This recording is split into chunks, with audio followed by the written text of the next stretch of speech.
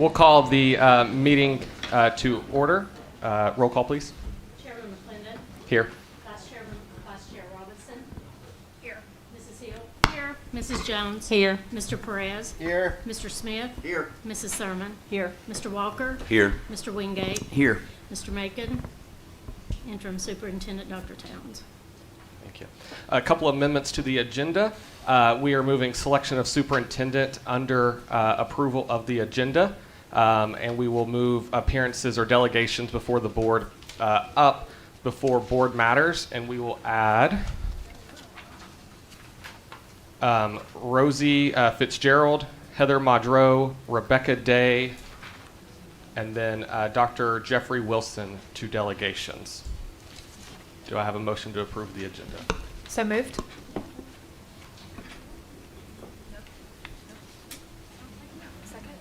Second. Roll call, please. Mrs. Hill. Yes. Mrs. Jones. Yes. Mr. Perez.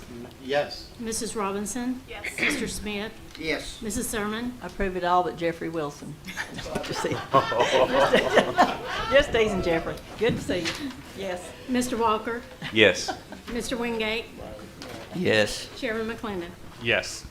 That will move us, we have no executive session, that will move us to selection of the superintendent. Before we get started, I'll take a little bit of privilege and say a lot of thanks during this process, since this process was kicked off in July. Our communications staff, our administrative staff, our board secretary, Sherry, a lot of hard work, a lot of logistics have went into this, and we're here tonight with 3 candidates. And so with that, I'll open the floor to any motions or anything like that. Mr. Smith. Mr. Chairman, I would like to make a motion that we select Dr. Justin Robertson as our next superintendent of Hampton County Schools. I'll second that. Thank you. Any discussion? Ms. Jones. So are we, I got a question, I guess. Is there no discussion before the motion, or we just moving right in? It would just be like a normal vote. But we haven't discussed, like, we interviewed them, and now we're here voting, but we didn't have a discussion about. We need to discuss. I don't, All right, we can make a substitute motion. Well, you discuss after. Yeah. Discuss now. You can discuss now. Mr. Chairman, there's a motion on the floor, there's a second, now's the time for the discussion, and so it's appropriate. that's not what I was saying, Scott Bennett. You know exactly what I'm saying. I'm saying that come on now, Scott. The last time we hired a superintendent, we had a discussion about it before we got to this. To be transparent to the community is what I'm saying. So I'm at the pleasure of the body. If we're not gonna do that, I guess I'll wait to see if we're gonna do that first before I go any further. Yeah. Scott, point of clarity on this. Can we make a substitute motion to table that motion to have a discussion if the board wants? So that's 2 separate things. Okay. You can do a substitute motion to go in a different direction. Okay. I wouldn't recommend that you table it, because that's an intent to defer action to some later date, Gotcha. and you clearly intend to do something tonight. Gotcha.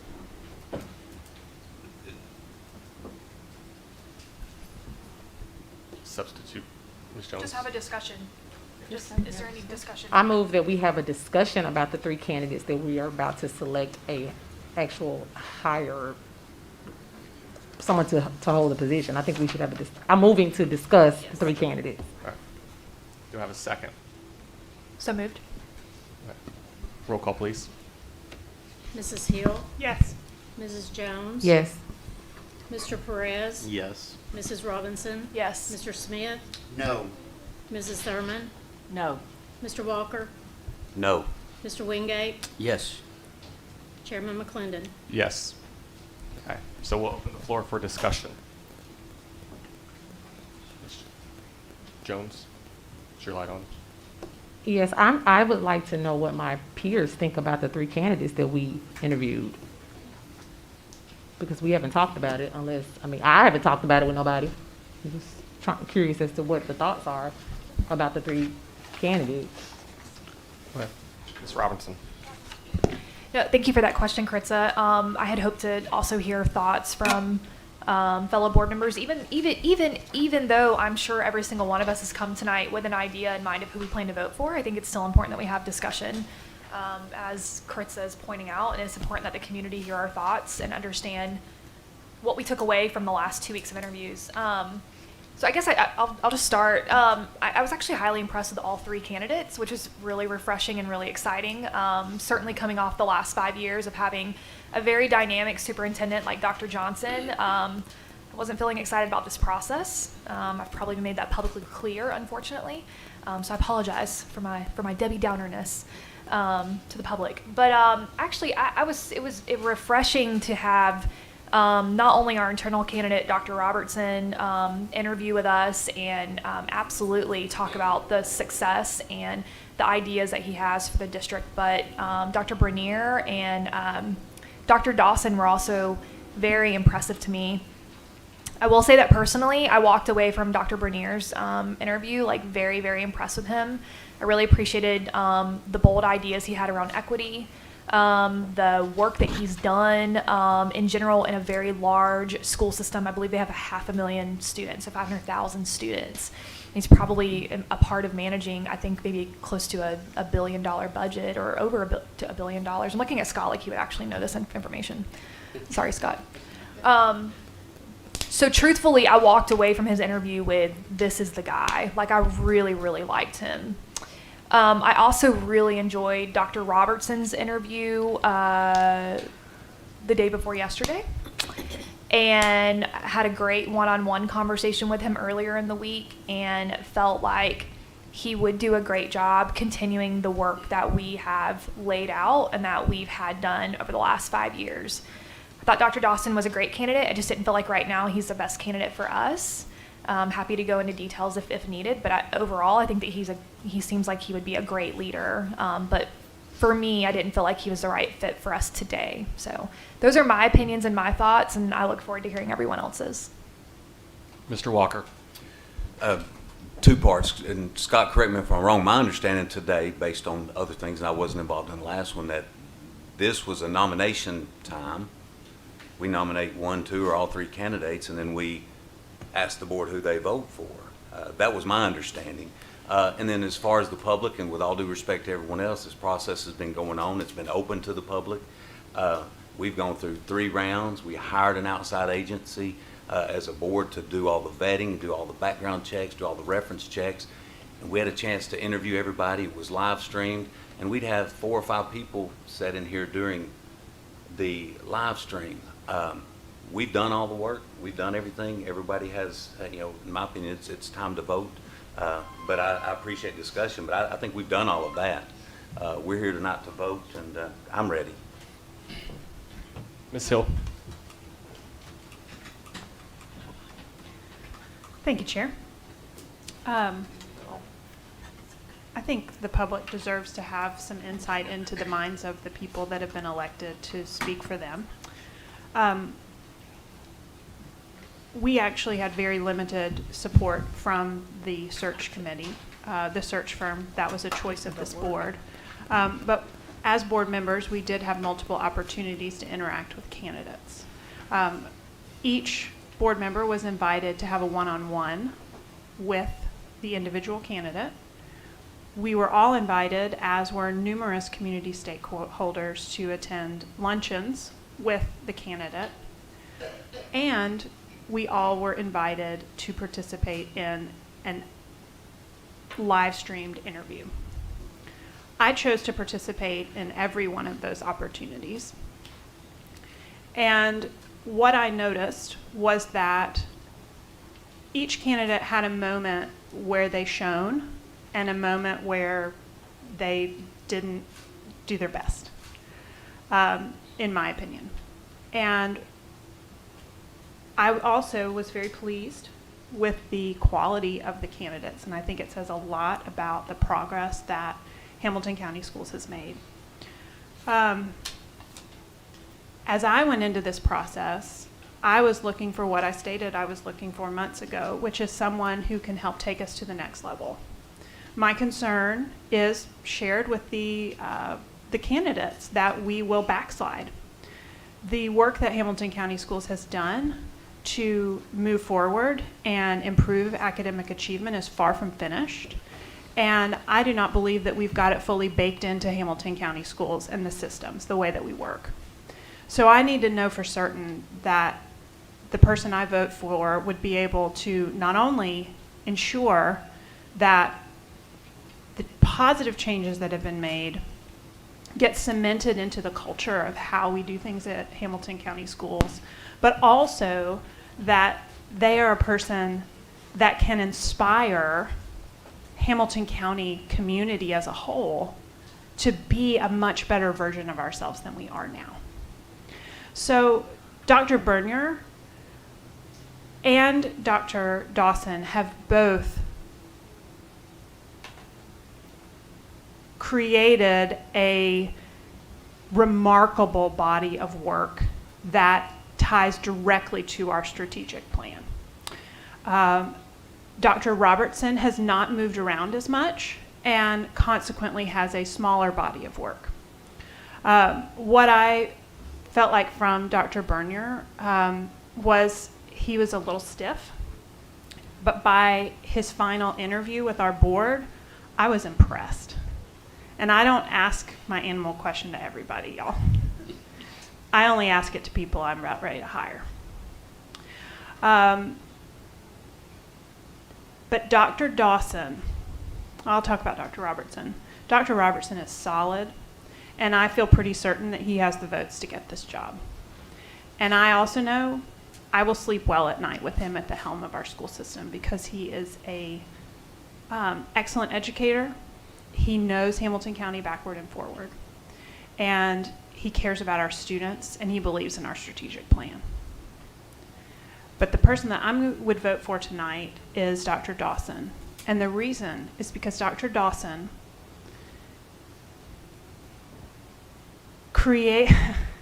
in the community stakeholder meeting, the vibe was electric when he was in that room. And he is a man, I believe, that can inspire people to be better than they are. And that's the kind of leader that I want for Hamilton County Schools. And if we were doing ranked choice, he would be my #1 vote. He has moved around some, quite a bit actually, and that was my #1 concern about him. But when I talked with him and when I checked his references, which we also got references on all of the candidates, and I've read every one of those, I feel like he would be a remarkable leader for Hamilton County Schools. Thank you. Mr. Wingate. Yes, thank you, Mr. McClendon. So my thoughts on the process. During the last search that I was a part of here in 2016, I was desperate for change. I was desperate for the school system to get out of what I perceived as the deep ditch that it had been in for a while. And in my opinion at that time, I was not confident that there was an internal candidate that could lead this school system in this county in that manner. And so I was completely okay with an unknown and was looking again for the opportunity for drastic change and drastic turnaround. And I'm thankful that we were able to acquire that individual the last time around. I'm also very thankful for the assistance of Mr. Ken Carrick, who we have partnered with the last 2 searches, and I'm thankful for the highly qualified candidates that he was able to help us acquire 5 years ago, and thankful for the level of candidates that he was able to help us connect with this time around. Again, they're all 3 highly qualified. I'm glad that they came. They showed interest and willingness to lead our school system, and that this for all 3 of them is a much more desirable place to be, I think, than where we were previously. At this time, I am very comfortable with an internal candidate in Dr. Justin Robertson, because I just don't think that the risk reward is favorable. for us at this time with an unknown. And so my intention tonight is to vote for Dr. Robertson. Mr. Prez. Thank you. When I have easy decisions to make, I sleep like a baby. So I was up all night last night, which is a good thing. I feel. People have asked me, obviously, everybody wants to know how I'm going to vote throughout the day, and I said the good thing is I think we had 3 excellent candidates, and I felt very satisfied that whoever the board would choose, we would be in good hands. Each candidate, as Ms. Hill mentioned, I think brought strengths, and each candidate brought, I won't say weaknesses as much as perhaps yellow flags, right? Things that I was wondering about. I had the privilege of being with Dr. Bernier that day as I traveled with him to see some of the schools, and I was very impressed by his knowledge, by his ability to connect very quickly with staff. I was very impressed by his interview process. But his yellow flag to me is he comes from systems that fund their public schools much better than we are used to in Tennessee and in Hamilton County. And so when he speaks of the importance of early childhood and he had so many great ideas and investing in arts and this and that. My big concern had less to do with him, but more to do with we are, whether we like it or not, but we are 49th in the country as the state that supports its public education. So coming into a system like this, I was very concerned that somebody with his capacity and training and experience would just hit a brick wall, and we all know, I mean, we all have an email that says that, from a constituent of mine, that says that we're already overfunding our schools. And so bring somebody into a system like that, and I think it can create a lot of frustration for anybody. But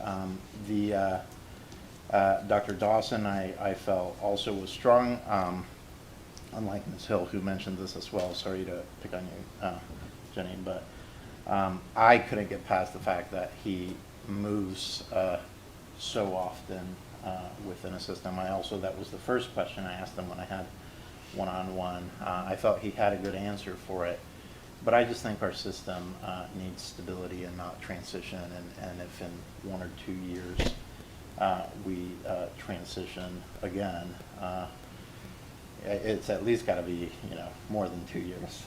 I'm not going to say 1, just in case. Dr. Robertson, as I told him, and I'll say here publicly, my concern with him was that he was the safe option and not necessarily the right option. We all have seen him. We've seen him work. We've seen his integrity. We've seen his capacity. We've seen the fact that he is just worker bee that gets things done. We're very excited to have him on our team, and so that was where I was just floundering, I guess, a little bit. I did say early in this process that we also have a duty to the county and to the people that we form and shape within our county, the people that we invest in. I have had conversations with others regarding my own children that sometimes I'm concerned that my children would come back here and not find opportunity because they are getting educated, they're being trained, and then they come back here and they hit a glass ceiling because we, as is normal for small towns, often like looking outside of our boundaries because we think other people have better ideas. So when we interviewed Dr. Robertson publicly, I didn't want to select him because he was safe. I wanted to select him because he was right for our county I think for this time and the continuity that we need, and the growth, for however long he is there, or we as a board ask him to be there, I think he is right. I think he has earned, and as I looked at his resume, I actually remembered his role. At that time I was considering joining the board, and we had a pandemic, got hit by a pandemic, and then we got hit by a tornado. And I was, reading through his resume, remembering that he stepped up. I mean, he stepped up and he took on the challenge in a way that I think is incredibly admirable. He is spoken of highly by people within our community. I have received emails from people, or I've received text messages from people within the schools and the community. And I think as almost a statement, again, not because he is safe, but because I do think he is right, as a statement to our county that there is a future for you here if you pour in the time and the energy and the effort and the excellence and you seek to grow. Now, that doesn't mean that he didn't have his yellow flags, which I will continue to address with him, often privately, sometimes publicly. But I do think we would be in good hands under his leadership. But I also, publicly, because I know they're watching, and to Dr. Dawson and to Dr. Bernier, I am incredibly honored that you would consider our district coming from where you're coming from, and your experiences and your strengths and your capacities. And I honestly, I woke up and couldn't sleep very well. So if I sleep here, I apologize. But it was because I felt I had a really difficult decision in front of me. It's not, as everybody assumed, that this was already decided, at least not for some of us, a long time ago. So I appreciate that you made the decision difficult for me by considering us as a place where you could come and work. Ms. Thurman. Go ahead, Okay. I thought she was first, I'm sorry. Yeah, well, and I too, I was impressed with the other candidates. Dr. Bernier did a great job, and he will make someone a wonderful superintendent, because he had a lot of good things to say. And Dr. Dawson, he had a great story. I really appreciated his story, where he came from. I thought he was an inspiration. So it was great to hear both of them and meet both of them. But I said from the beginning how I felt about this. I think if there's nobody in Hamilton County that can move up and be a superintendent, shame on us. We have spent millions of dollars in this county training our principals, training our staff. We have professional development days. We have all kinds of professional development. And what are we training them for? If it's not to be able to move up, and they see that if we continually go out of town to hire someone, they lose hope. And that's the reason some of our best and brightest leave. And so I always like to try to look within if we possibly can. Also, the institutional knowledge that Justin has. I mean, no matter how many degrees you have or how many jobs you have, you can't replace that. He knows every principal. He knows every school. He knows the history of the school system. He knows the discussions we've had about where we are in our building plan, why we've made the decisions we have. We don't have to bring somebody up to speed on that. He already knows all of that. You can't replace that. And also, I have yet to receive a bad email or a text about Justin. Everybody doesn't always agree with him, but they respect him. And they respect the fact that he's willing to always talk to them. And I know, and I said the same thing about Dr. Johnson, that, he even answers the phone every time I call, and he has caller ID, so that's saying a lot for me. Because some of our conversations get to be a little testy, not necessarily with him, but in situations in the school system. But one of the main things, and having been on the board and seeing how some superintendents have come and gone, and just hear what we call suitcase superintendents, they show up here to go on to other things. I look for loyalty. Justin lives in this community. He brought his daughter to go to school in this community. His wife grew up in this community. That means a lot to me. And he's just not going to pick up and move off, you know.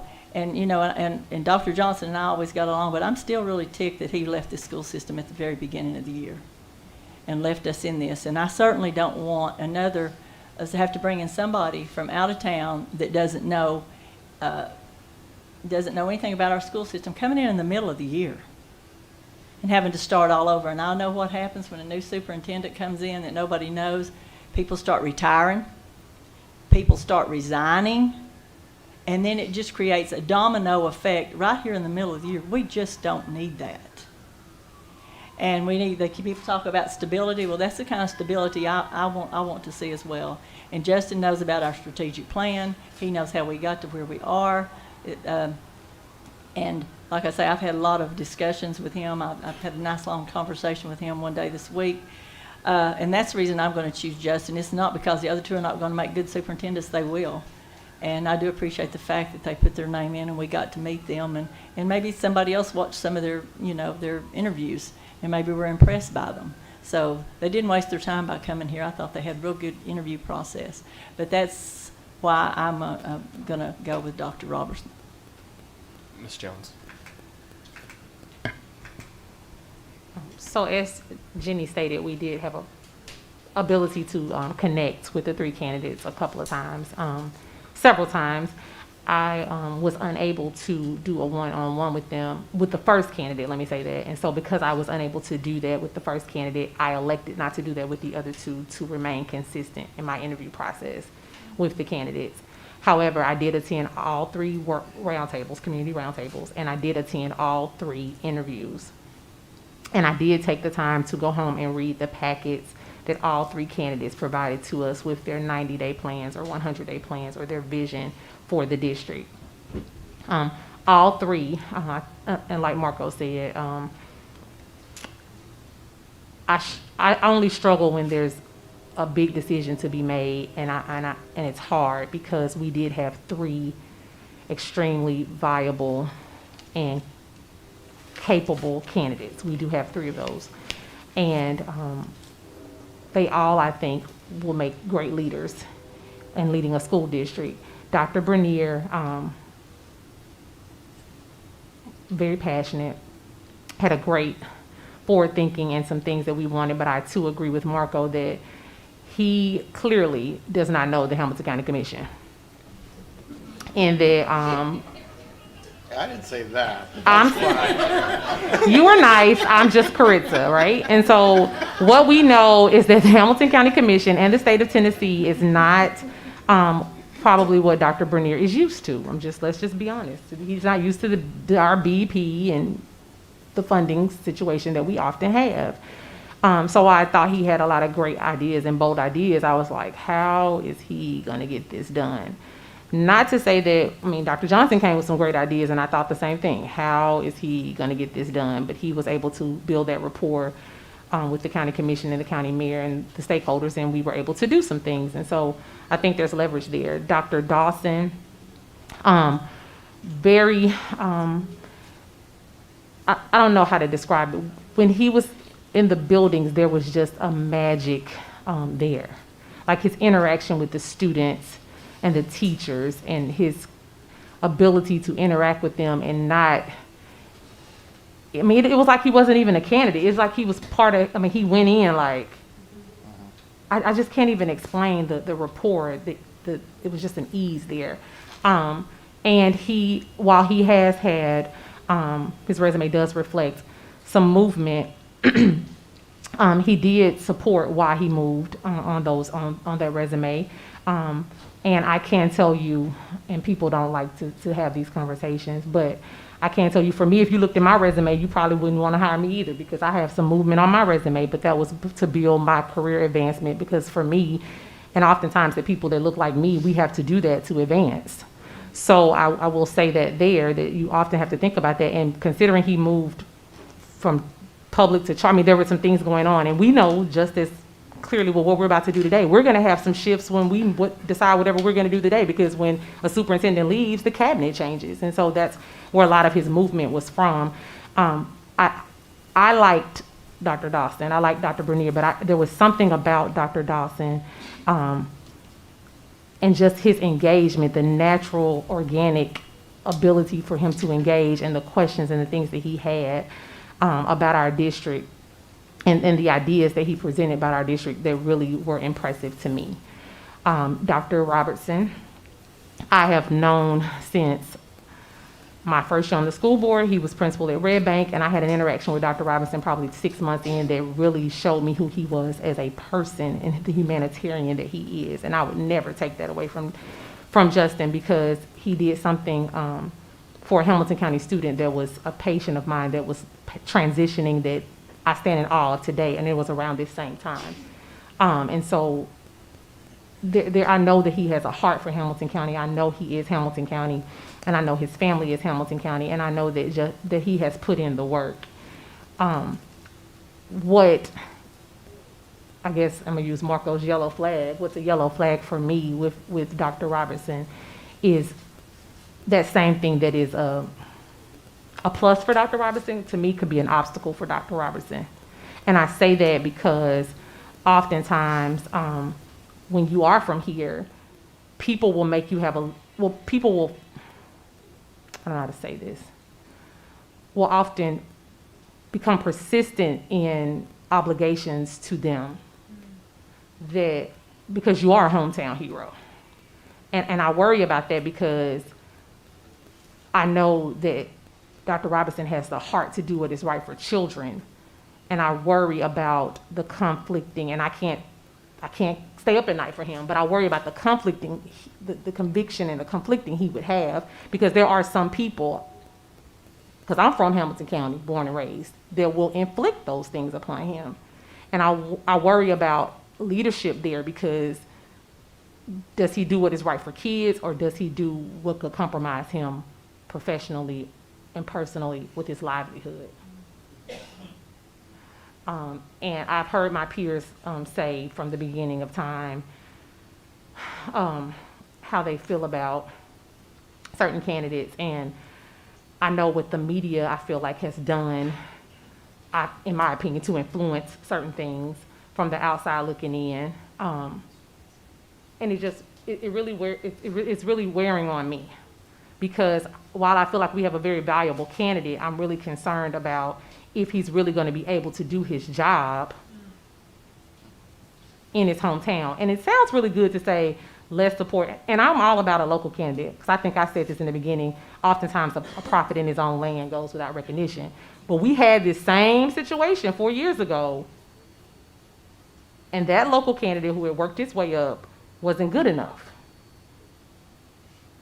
And so I'm just really concerned about what that looks like. So after careful consideration and listening to not only what I know from me being a participant in all the activities that I could be to get the best knowledge that I could get on each candidate, and based on the context that I have received from my constituents, I will be casting my vote for Dr. Jermaine Dawson. And it's nothing against Dr. Robertson, but this whole process to me, I'm just going to be honest, has not been that of a fair or a transparent process, in that, yes, we were streaming, yes, we were this, but I mean, even like today with us trying to figure out the process, like I feel like some of that should have already been in place.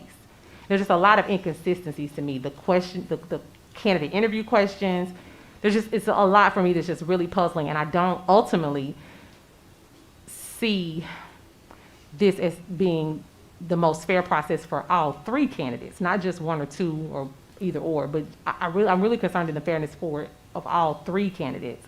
But I will be casting my vote because my constituents deserve representation, and based on what they have said to me, that is who I will be voting for, alongside with my own judgment of interviewing them. But I just want to put that out there. I am really unhappy, and I'm really actually embarrassed to have been a part of this process. Having just come out of my own interview process for in leadership, and having done this before, this is not what we did. I mean, it's just, I'm really struggling here. And I think we have, I know I have a due diligence, and I believe we all have a due diligence to the citizens of Hamilton County. And ultimately, I have a due diligence to myself. I'm a taxpayer in Hamilton County too. And I'll soon have a child in a school building. And so I think we have to really consider sometimes the things that we do and the ramifications that comes behind that. And so with that being said, that's where I'm at with that. Mr. Walker. Thank you, sir. As a few months back got appointed to the open seat that Commissioner Highlander vacated when he moved on, Mr. Highlander had a forum in here. We had 8 candidates for the District 9 seat, and every one of them, we had talked about a local candidate and their commitment to a local candidate. Before I ever got the appointment or knew anything was going to come open, I've always been involved in the community and kind of asked around, and one name continued to keep coming up. But I owe it to the whole county to come in, go through the process, listen to all the interviews, and be a part of that process. And I'm extremely thankful. There's a gentleman in this room that I think is someone that's been in the system, and I've had the pleasure of working with him as he was a principal at one of the schools that my kids were at. I keep thinking when that name's going to come on up a little higher. We've got some great candidates that are already here. And the constituents that I talked to and the commitment that I made to District 9 was that we would go with the right candidate if he was internal. And I am extremely thankful. If anybody watched all of the interviews, Dr. Bernier, I think he's ready to roll his sleeves up and go to battle. He'd fight on the football field for us if we needed to. Dr. Dawson, there is a spirit around that man that is a light in a room and is an overcomer and can be a great example for so many students, and he's going to do that wherever he lands. But when Dr. Robertson had his interview, I had no qualms with voting for that local internal candidate, seeing his body of work, and my vote today will be for Justin. If he had come in and we'd done the homework and it wasn't, I'm not just going to say I'm going to vote for somebody because I said we'd do internal. I'd stand by my decision if one of the other candidates were better, but I am 1,000% confident today in voting for Justin Robertson, and I wanted to at least give my piece there. I think I've said it on a few TV interviews or things, and I want the people to know that I've done my homework, and I'm confident in my vote today. Thank you. I'll take time to say my piece about this. This was a position none of us thought we would be in right now, but we are. We've had a process, and at the end of this, we're sitting here with 3 very qualified candidates that will be superintendents. All 3 of them will be superintendents at some point in time in their career, whether it's here or somewhere else. Got a chance to spend a little more time with them, taking them to dinner and stuff. Dr. Bernier, I think he's a workhorse. He's going to roll up his sleeve, get the work done. He's proven that. He's shown that, whether in Orange County or Clark County. My concerns are not necessarily the same to my colleagues. I wonder the scale to which the things and the resources he has just in general in a large city can be replicated here. We're just not Las Vegas or Orlando. And so that was my worry about him, but I think he is innovative. He is someone that really puts a focus on relationships, which is huge as a superintendent. And then Dr. Dawson, Ms. Jones and I got a chance to walk around with him, and I mean, you would have thought he was superintendent already. He was going in classrooms, talking to kids, talking to principals and teachers and whatnot. And his story is just incredible. He should be a speaker and tell that story because everyone needs to hear his story about how he worked his way out of where he came from and what he has done, and it's impactful. And he has, what really got me excited about him was his experience in turning around schools and doing that type of work. And I think we could benefit from that. Dr. Robertson, I've gotten the chance, I guess the last year and a half, to work really closely with him as facilities chair. And I've seen some of the things he's done for this county. The day after the East Brainerd tornado, me and him were walking the school in, a foot of water, trying to see what's going on and whatnot. It wasn't it wasn't someone from administration that was at the warehouse making sure every teacher's belongings were accounted for. It was Justin. I think when we talk about internal, external, and whatnot, I think at the end of the day, you hire the best person for the job. I think you get taglines of external, internal. How I go through this process is I have 3 people and I'm picking the very best person. So I'll end on this note, and I've said this and I said it when Dr. Johnson resigned. This county is in a very important place in public education. We're about to go through change like this county has never seen before in elected offices. We're about to go through changes as an administration. We're at a very pivotal part in the history of Hamilton County when it comes to education. There's not a better time for everyone to come around education and continue the momentum that we have. There's no denying the momentum that we have and that we have had over the last 3.5 years. So I'll say that as my closing piece is whoever gets the job tonight, this community needs to come around them, support them, and be there for them, because at the end of the day, everyone in this room, everyone watching, everyone that's going to sit at this table and this dais, it's about students and it's about kids and it's about making sure we're teaching them and making sure that all kids thrive. So with that, that's my closing part. I will be supporting Dr. Robertson. Mr. Smith. Thank you, Mr. Chairman. Just a lot of good things have been said, 9 different opinions, and that's healthy. I said from the very beginning, and I'll say it again, seemingly in Hamilton County, every time we need somebody to step up in a key role like this, we have to go do a national search. We've done it with the Chamber. We've done it with River City. We recently did it with the organization I spent 25 years with, the YMCA. We're doing it now with the police department. And so I don't know what that says. Does that mean in Hamilton County we don't train people well? I don't know. But I was impressed with all these guys, particularly impressed with Dr. Dawson the other day at the Chamber luncheon, and the man told his story, and I've already told his story to some kids over the last couple of days. Just an amazing example of where somebody can come from nothing and be anything they want to be. And I was really impressed with Dr. Dawson. But I just feel like we've spent a lot of energy training, if you will, the right person to lead our school system. And I think back and when we did our strategic plan that we're working under right now, Dr. Robertson was very instrumental in crafting that plan. So he knows it, he's worked it, and he can carry it forward. More importantly, I think, we're going to have one employee, us 9 guys. We got one employee, and that's going to be the new superintendent, whoever that happens to be. The new superintendent's going to have thousands of employees. And I've interviewed some of those employees, principals, teachers, parents, to see how they feel. And I mean, it's just almost unanimous. Principals have told me that Justin Robertson's the guy. And I know we hadn't had big crowds here for interviews, but I know there's been a lot of people watching. I had to watch on TV because of my schedule.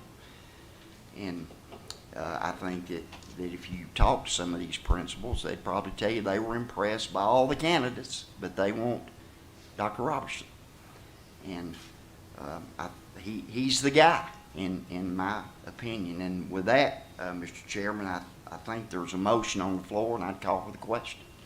We have to have a Actually, there was a substitute motion, so we now need a new motion.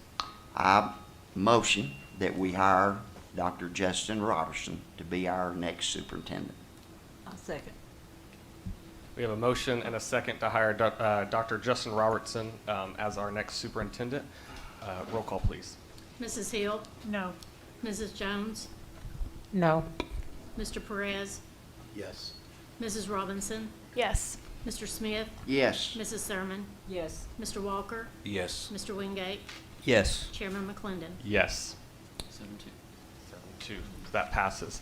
Here- Congratulations, y'all have a new superintendent. Yeah, congratulations Not to yet, Dr. he's got to Robinson. sign a contract.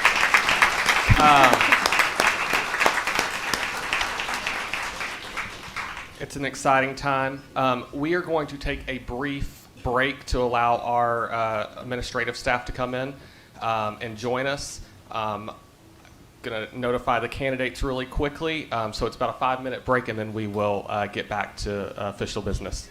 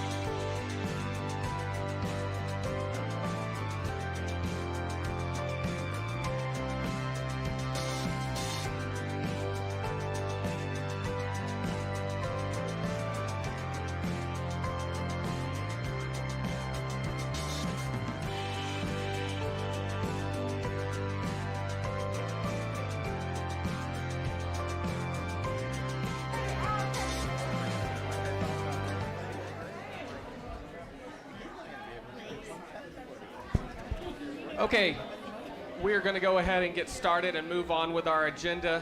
Thank y'all for allowing us to take that quick break.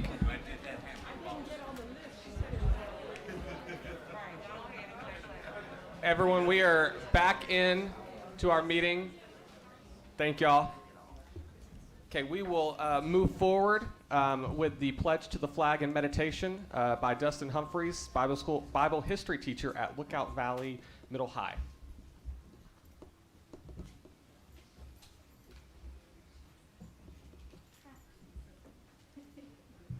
I'll go ahead and introduce one of our students, Jack Morris.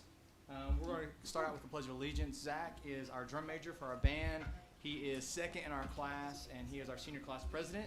So we're going to introduce him, come up, and we'll do the Pledge of Allegiance.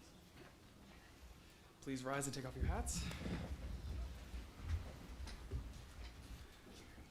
I pledge allegiance to the flag of the United States of America and to the republic for which it stands, one nation, under God, indivisible, with liberty and justice for all.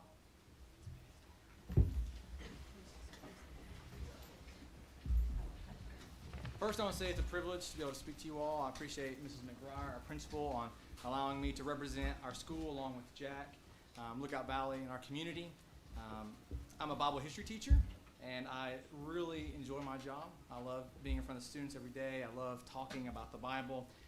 And I'm really a history guy, too. And I think one of my jobs as a teacher is to really instill in the next generation a love for the past, a love for the things that we can learn. And yeah, there have been many men and women who have done bad things in the past, but there are so many more great men and women who have lived good, noble, beautiful, and just lives. Recently, I finished reading through Up From Slavery by Booker T. Washington. And as a history guy, I have a lot of historical heroes. Booker T. Washington he's moving really high up there on my list. And one part of his book really stuck out to me. He was talking about how he was with Frederick Douglass and he was on a train, and even though he paid the same price for the ticket, they forced him to ride with the luggage. And a lot of the passengers went back there. They were profusely apologizing. Mr. Frederick Douglass, we're so sorry. You have been degraded in this way. And then Frederick Douglass drops some wisdom on us, and he says, no one degrades Frederick Douglass. No man can degrade the soul that is within me. It is not I who am being degraded by this action, but those who are inflicting it upon me. And that's a moment when you're reading a text and you got to stop and you got to let it simmer a little bit. No one degrades Frederick Douglass. And you read that and you say, that's good stuff. That's good stuff. That's something worth grabbing onto, something that's beautiful, that's good, that's noble, that's just, and something worth passing on to the next generation, right? And if you know history, what's even more beautiful is that Frederick Douglass didn't come up with that concept.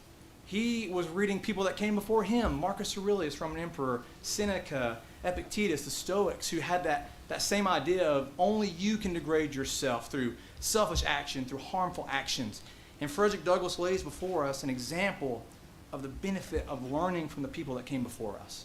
Taking the things that are good, noble, beautiful, and just, recognizing them, embracing them, passing them on to the next generation. And I think that's something that we strive to do in Hamilton County, to find the good, the noble, the beautiful, the just things in the world, and to pass them on. Not like propagandists, but like C.S. Lewis says, like adult birds that had to learn how to fly at one time, we teach the next generation how to spread their wings and continue on. And I want to end by reading one verse, and then I know I spoke too long, and we'll be done with our meditation. Philippians chapter 4, verses 8. Finally, brothers, whatever is true, whatever is honorable, whatever is just, whatever is pure, whatever is lovely, whatever is commendable, if there is any excellence, if there is anything worthy of praise, think about these things. What you have learned and received and heard and seen in me, practice these things, and the God of peace will be with you. Amen.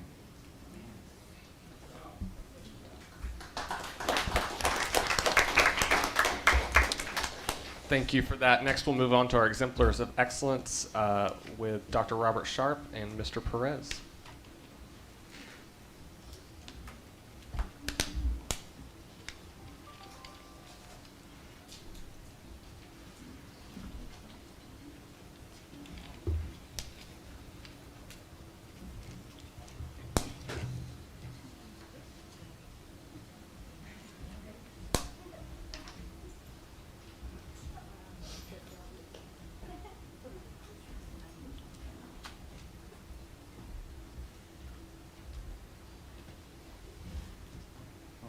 Thank you very much, Chairman McClendon, for allowing us to come before the board this evening to present to you a special group for Exemplars of Excellence.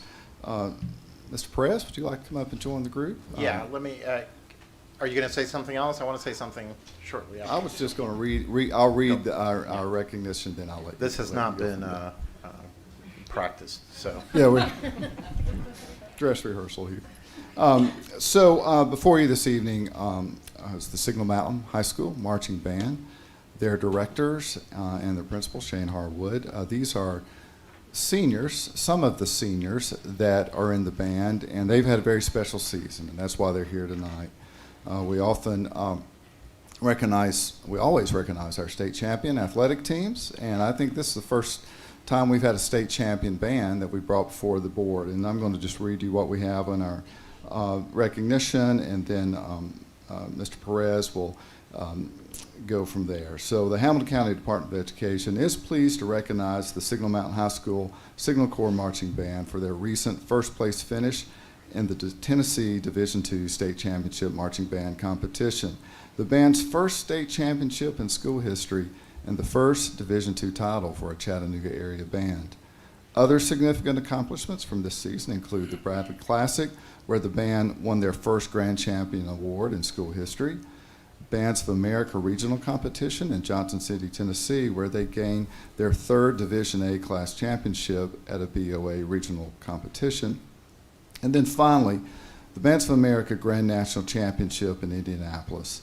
The band placed third in the nation in their class, becoming only the 10th band in history from the state of Tennessee to make it to the semifinal round of that prestigious competition.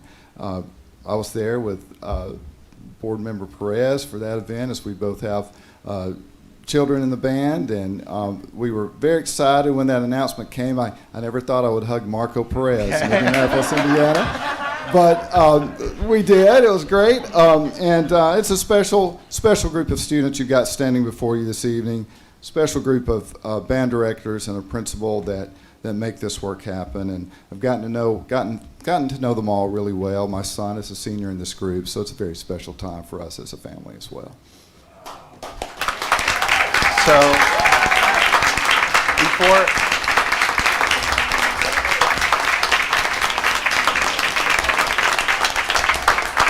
So before you all leave, I actually wanted Dr. Sharp, because he has the privilege of having his son in his senior year be in the band and win this amazing competition. So I will go out there because we do need a picture at some point. But I want him to be able to present this to the band.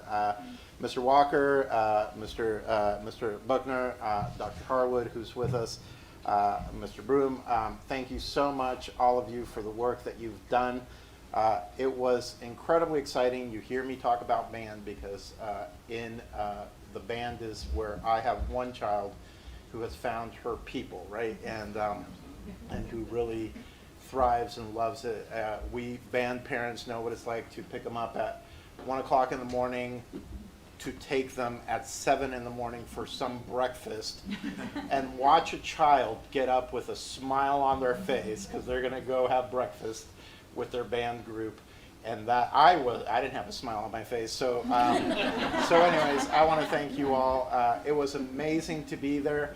And then a challenge to us because, and I said this, I can't remember to who, but being there, I want to make sure that what our band was able to do, other bands have the opportunity in Hamilton County, and other groups of different kinds and different practices. So I'm so proud of you all.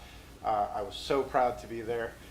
What Dr. Sharp didn't say was, we got a little text somewhere along the way, I won't say from who, saying everybody calm down your expectations. They really are the best bands in the country. And so it's like, yeah. And then we made semifinals, and like Dr. Sharp said, we even had to hug each other. We didn't know what to do. So congratulations to you all. And I know the band people will kill us if we don't take a picture. So I'm going to thank you.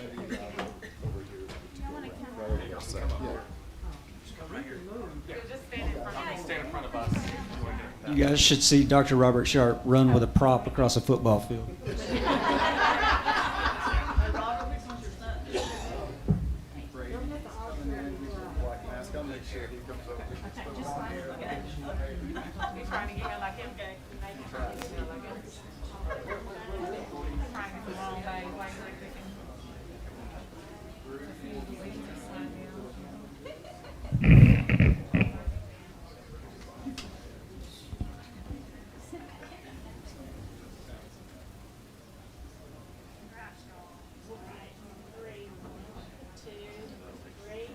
Just 1 second.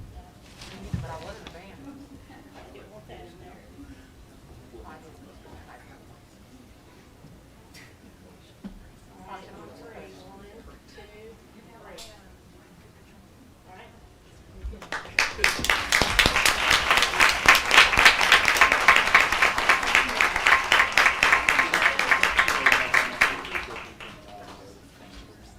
Why don't we just let them go and check in since we're-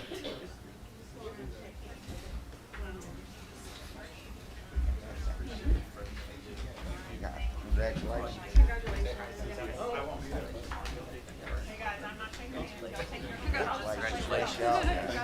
Awesome job. Oh,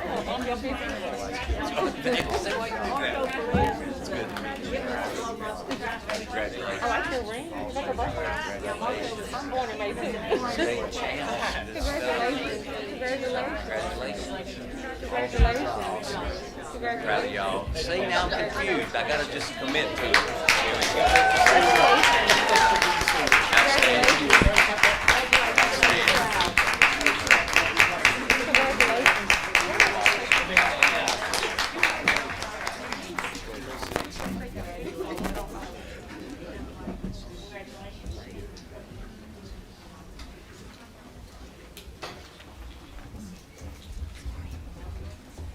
Awesome. Great to see that. We'll move on to presentations with our Chief Equity Officer, Dr. Marsha Drake.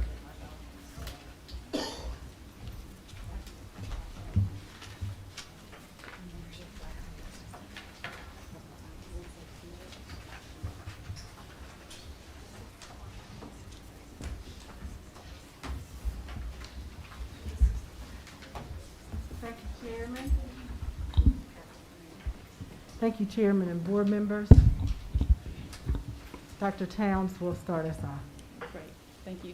Do you have the clicker? Okay, great, thank you. We always want to start with what we elevated during the pandemic. We had to refocus, and we want to make sure that everybody is a part of our just cause, that all children thrive and experience a future without limits.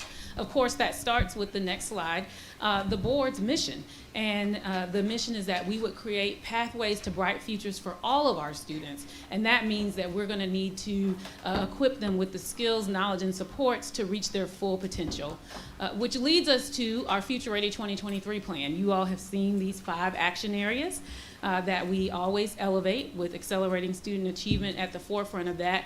But this time, based on what we're presenting tonight, you see that equity is at the center of this. And this means that we're really trying to make sure that every child gets what he or she needs to reach their full potential. So in focusing on accelerating student achievement, we elevate one strategy, one action area in particular, and that's closing the opportunity gap. We realize that we have a disparity in outcomes, particularly among students in historically underserved groups. So tonight, with the board's great forethought in March to adopt unanimously an educational equity policy, we are bringing forth to you an educational equity plan, a draft of that plan. And Dr. Marsha Drake and Cassie Davis have worked very hard on this draft. It is actually posted to the agenda for those who are watching at home, the full document, so that you can follow along. And with that, I will hand it off to Dr. Drake to talk about the actual plan. Thank you, Dr. Towns. Creating this equity plan. If you all remember, back in March, you unanimously voted on this educational equity policy.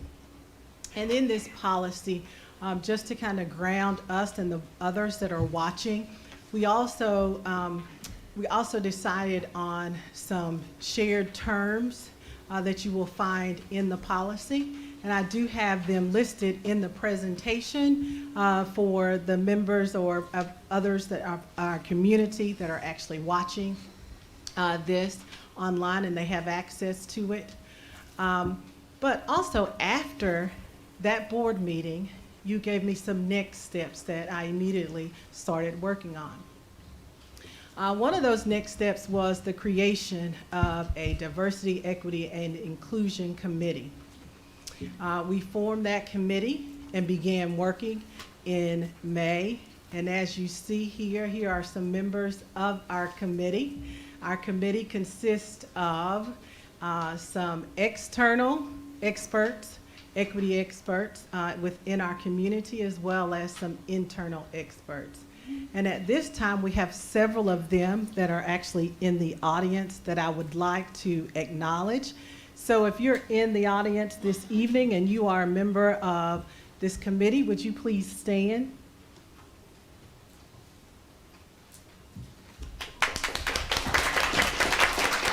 Thank you for your commitment. And also before you, you have a copy of the Tennessee Leaders for Equity Playbook. This was given to you back when we had our work sessions, but what you see before you is a revised copy of that. Our committee, we use this as a support tool in developing this equity plan. This playbook outlines 8 commitments to equity. When we began, there were 7 commitments, but this revised copy adds an 8th commitment, which is allocating resources equitably, and that is included in our plan that we will present to you this evening. This slide is familiar to all of our board members. This is our equity, this is our opportunity gap. And if we are to meet our goals, our future ready 2023 goals, we have got to have supports around our subgroups in order to meet those goals. Now, some would believe that the students that are in these subgroups are in our Midtown and Missionary Ridge schools. However, we have over 26,000 students that are in those subgroups. And of those, 15,000 are actually in Midtown or our Missionary Ridge. But that means that 2/3 of our students that are in subgroups are not in our highest need schools. They are around the district. So as you look through this equity plan, you will notice that in order for us to meet our 2023 goals, that this statement is throughout the plan. This statement here is actually in there 10 times, because if we really, truly want all of our children to thrive, and that is what we say, it's going to require an intentional focus on our historically underserved students in subgroups in order to meet the needs of all of our students. So here before you is a 3-year plan that we have developed, and the goals are prioritized by the greatest needs as seen by our senior leadership team. Goal number 1, within year 1, 2022, is reducing disproportionate suspension and expulsion rates. In this graph, you see that we are disproportionate in our suspension by race in 1920. That continued in 2021, even though that was a pandemic year and 20% of our students were learning at home.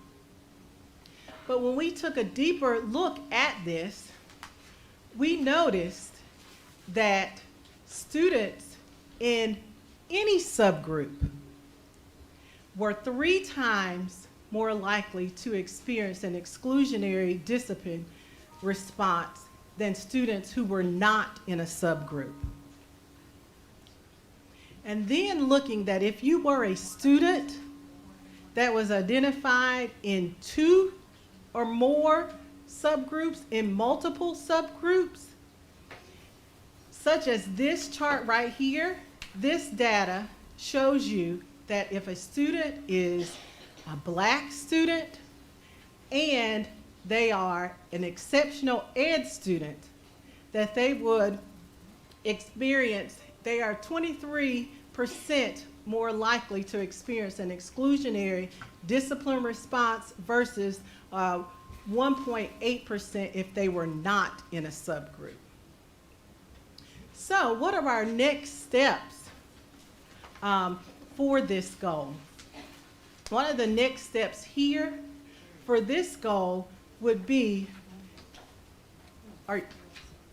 We don't have it on our screen, but we have it. The screen's messing up, but please keep going.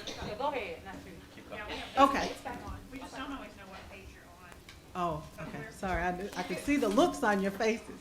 Okay, so our next steps here is to build capacity around our leaders being able to navigate Cognos and PowerSchool data and to use that, improving their data awareness, the collection and utilization within the schools on that, as well as revising our Code of Acceptable Behavior to include some restorative practices. Okay. Year 1, goal 2 is embedded cultural competencies in school practices. And in this, we were looking for the practices where the teachers would bridge that relationship with their students so that they understand them and see their lived experiences whenever they're making decisions, and that they have a connection with their students. And this data here shows that there's some disconnect between what the students are experiencing in schools and how the teachers are seeing their experiences. This chart here indicates that students report 25% or 1/4 of our students report that they have experienced some type of negative social reaction firsthand due to race, religion, or how much money their family makes. To teachers report that that only happens, only about 6.5% of teachers agree that takes place. And this was further, this point, or this, whenever we held some student focus groups, the students actually told us, there was one student in high school who stated that she did not see any leaders of color in her building, and she was not encouraged to take on leadership roles in organizations at her school. And then another middle school student actually stated that, you know, she wanted to have good relationships with her teachers. She wanted to not get on their bad side, and but she didn't know how to do that. And this really drives that point home. There was a teacher in our Midtown who says that, you know, if we really, really want to improve student achievement and to make sure that all of our children are thriving, that we're going to have to be just as bold in cultural competency as we were with making sure that all of our students had internet connections within our homes, that we have to be that bold. So what are some next steps that we have actually outlined here? One of the ways that we feel that this is important and things to do is to build a work group around our cultural walkthroughs with building capacity to doing those and developing a form or a protocol that we can use throughout the district, as well as engaging our families through surveys and focus groups and doing some pulse checks with them across the district. And our third goal for year one is to allocate resources equitably. Here you will see that over the past several years that we have been able to maximize our Title I funds and increase our per pupil allocations, making sure that our students in our Title I schools, our most vulnerable student population, are receiving those funds to get the resources that they need. Now, when you look at this data here, these blue dots on this data point represent schools in our district. This says that 70% of school performance is explained by poverty rates. So your success rate can be explained by your poverty rate.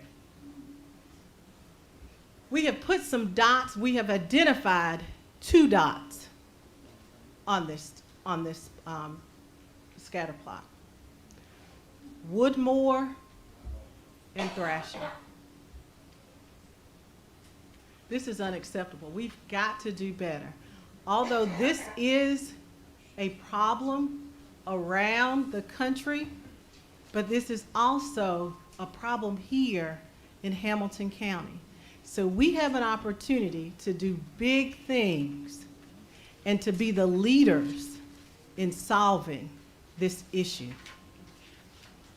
So some goals around this: purchasing and using adaptive technology to enhance the learning of exceptional education students, but also approving a school district budget that includes academic supports and non-academic supports.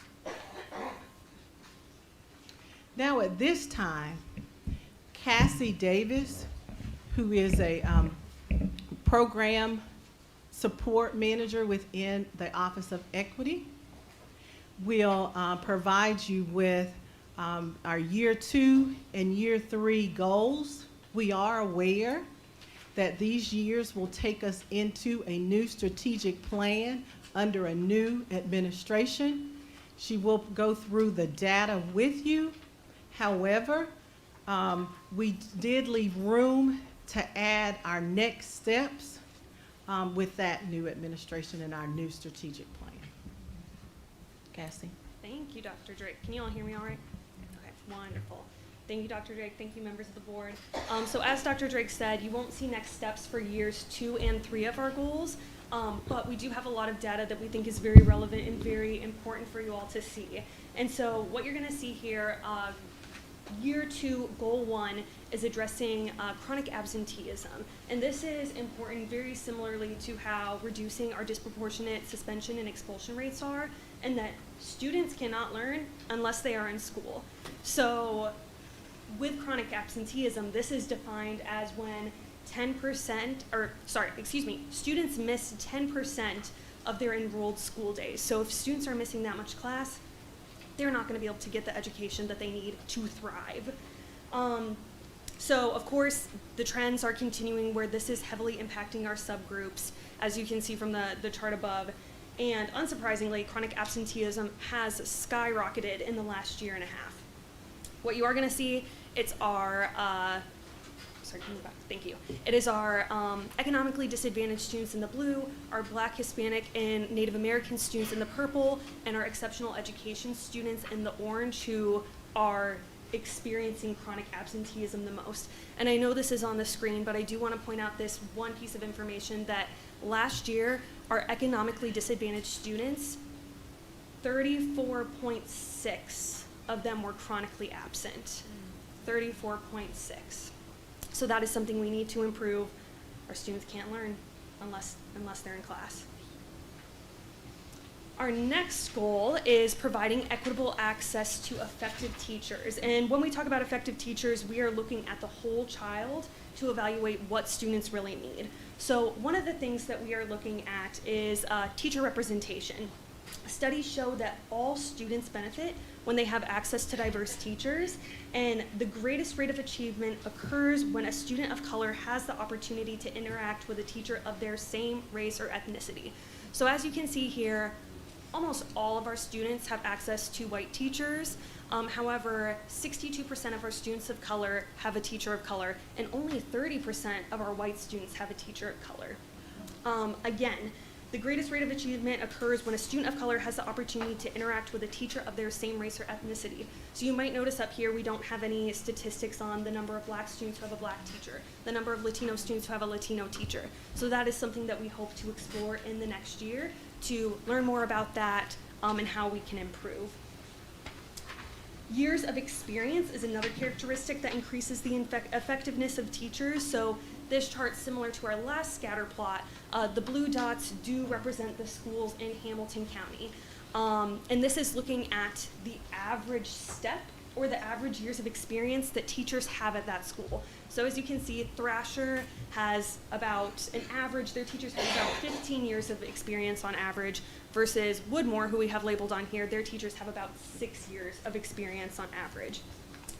Schools with the lowest poverty rates have teachers with approximately 3 times the amount of experience than schools with the lowest poverty rate, or sorry, excuse me. Schools with the lowest poverty rates have teachers with approximately 3 times the amount of teaching experience than our schools with the highest poverty rates. So what this is doing, of course, this impacts the academic success of students, but it's also putting our young teachers in a very compromising position where they are charged with overcoming some of our district's greatest challenges when they have the fewest years of experience.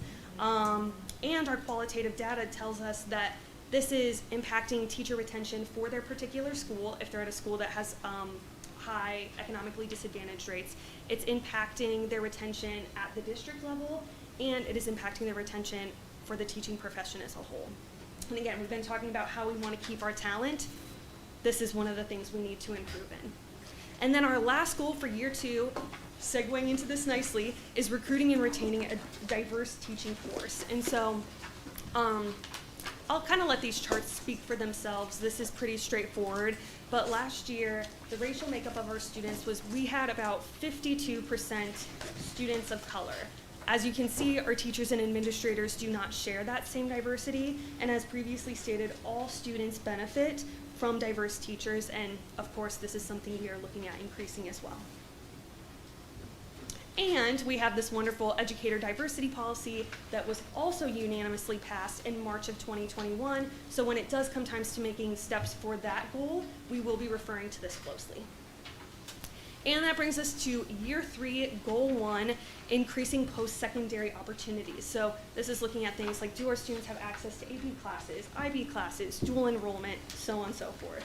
So again, you see it's our subgroups who are falling behind, and students falling into any subgroup are at least half as likely to be prepared for pursuits after high school. That's what these Hamilton County Schools Ready Graduate data is saying, is that about 20% of our students at a maximum are prepared for those pursuits after high school if they are in a subgroup. And if we want all of our students to thrive, more than 20% of students in subgroups need to be prepared for those post-secondary opportunities. And that brings us to our final goal of year 3, partnering with community allies. So we have many community allies that play a role in making our schools better, and as you can see, we know who these allies are, we know what types of programs they are offering, but we do have more work to do in collecting data for this. So we are working on a comprehensive tracking method through our student success planning platform, and we're going to be working with data and information systems to capture additional data and to work to ensure that we are utilizing our partners efficiently and equitably. And without further ado, I will pass it back to Dr. Drake. Whew. I think this teacher of color said it best, that the fact that we're having this conversation is a huge step in the right direction. I certainly agree with him, and I know that once you know better, you'll do better as well. So now moving forward, that plan that is in front of you is a draft, and it states draft on it. I am really seeking your input to finalize this draft. So over the next month, if I can gather your input on the plan, because this is a collaborative effort, and then hopefully we can finalize this plan at our next board meeting in January. And then I look forward to giving you quarterly updates beginning in April of 2022 as we agreed upon within our educational equity plan. So, thank you, Dr. Drake. I just wanted to take a moment. I am thrilled for Dr. Justin Robertson, as he will be taking over as the permanent superintendent. And this is my last board meeting with you all, as I will be transitioning in early January next year. And so I wanted to remind you that we had a few interim goals. I was hoping that we'd be able to maintain continuity as we moved through the transition when Dr. Johnson departed in August, and I think we were able to manage through that.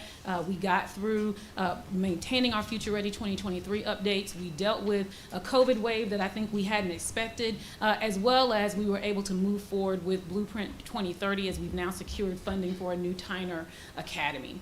In addition, we wanted to make sure that we supported acceleration and recovery in response to the pandemic that we've now been experiencing for year three of the for schools in terms of dealing with COVID challenges. So we were able to submit our ESSER 3.0 budget and get it approved. In fact, the State Department just reached out to us to highlight that we were one of the strongest plans and will be included in a media announcement, because they've now gotten most of the districts in the state to get through that approval process that we completed in October. And so we're already using those funds to make sure that we can accelerate literacy and remediate challenges that we had with the pandemic. And we've braided those funds to continue the strategic plan work. And finally, tonight, we focused on closing the opportunity gap. You all know that we've kept going with our children's cabinet, and that Chattanooga 2.0 now has a new executive director, our former chief of staff, Jim Bronson, as well as making sure that we launched well our partnership with the city of Chattanooga, our Community Forward Schools, community schools program in all of our Midtown schools, and our board representative, Caritza Mosley-Jones, is helping us to lead that work. And then the final promise that we had is that we would deliver during this transition period the educational equity plan based on the policy that the board passed in March. So it has been my pleasure to serve in this role and to help make sure that we move forward. I look forward to working with the transition with Dr. Robertson, and we look forward to taking your questions now around the educational equity plan. Thank you. Mr. Walker. Don't necessarily have a question, but just a comment. For years and years and years, we've had kids that'll fail, kids that'll pass, kids that'll show up, kids that'll be absent. And I appreciate the thought that is put into some of these presentations, but one thing that drives me crazy is the term subgroup. When we label any of our students as less than or below, it drives me crazy. And when we sit up here and refer to our students as students from wherever they come from, I came from not the greatest background. You know, there are things that we can do, but listen to our presentation last month. When do our teachers have a chance to teach? And again, that's not for any answer, probably just more for me to get this off my chest. For the first couple of meetings I came in, I wanted to be quiet, I want to be, and just listen.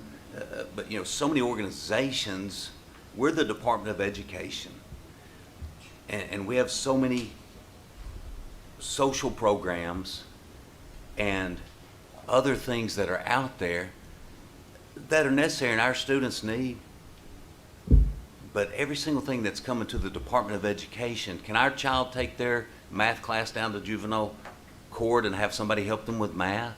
Can they go to some other offices in the city or county and ask for help? We've gotten so far away from the Department of Education and letting our teachers teach, and we've got to find out how to plug in kids and make them have that self-worth and do good.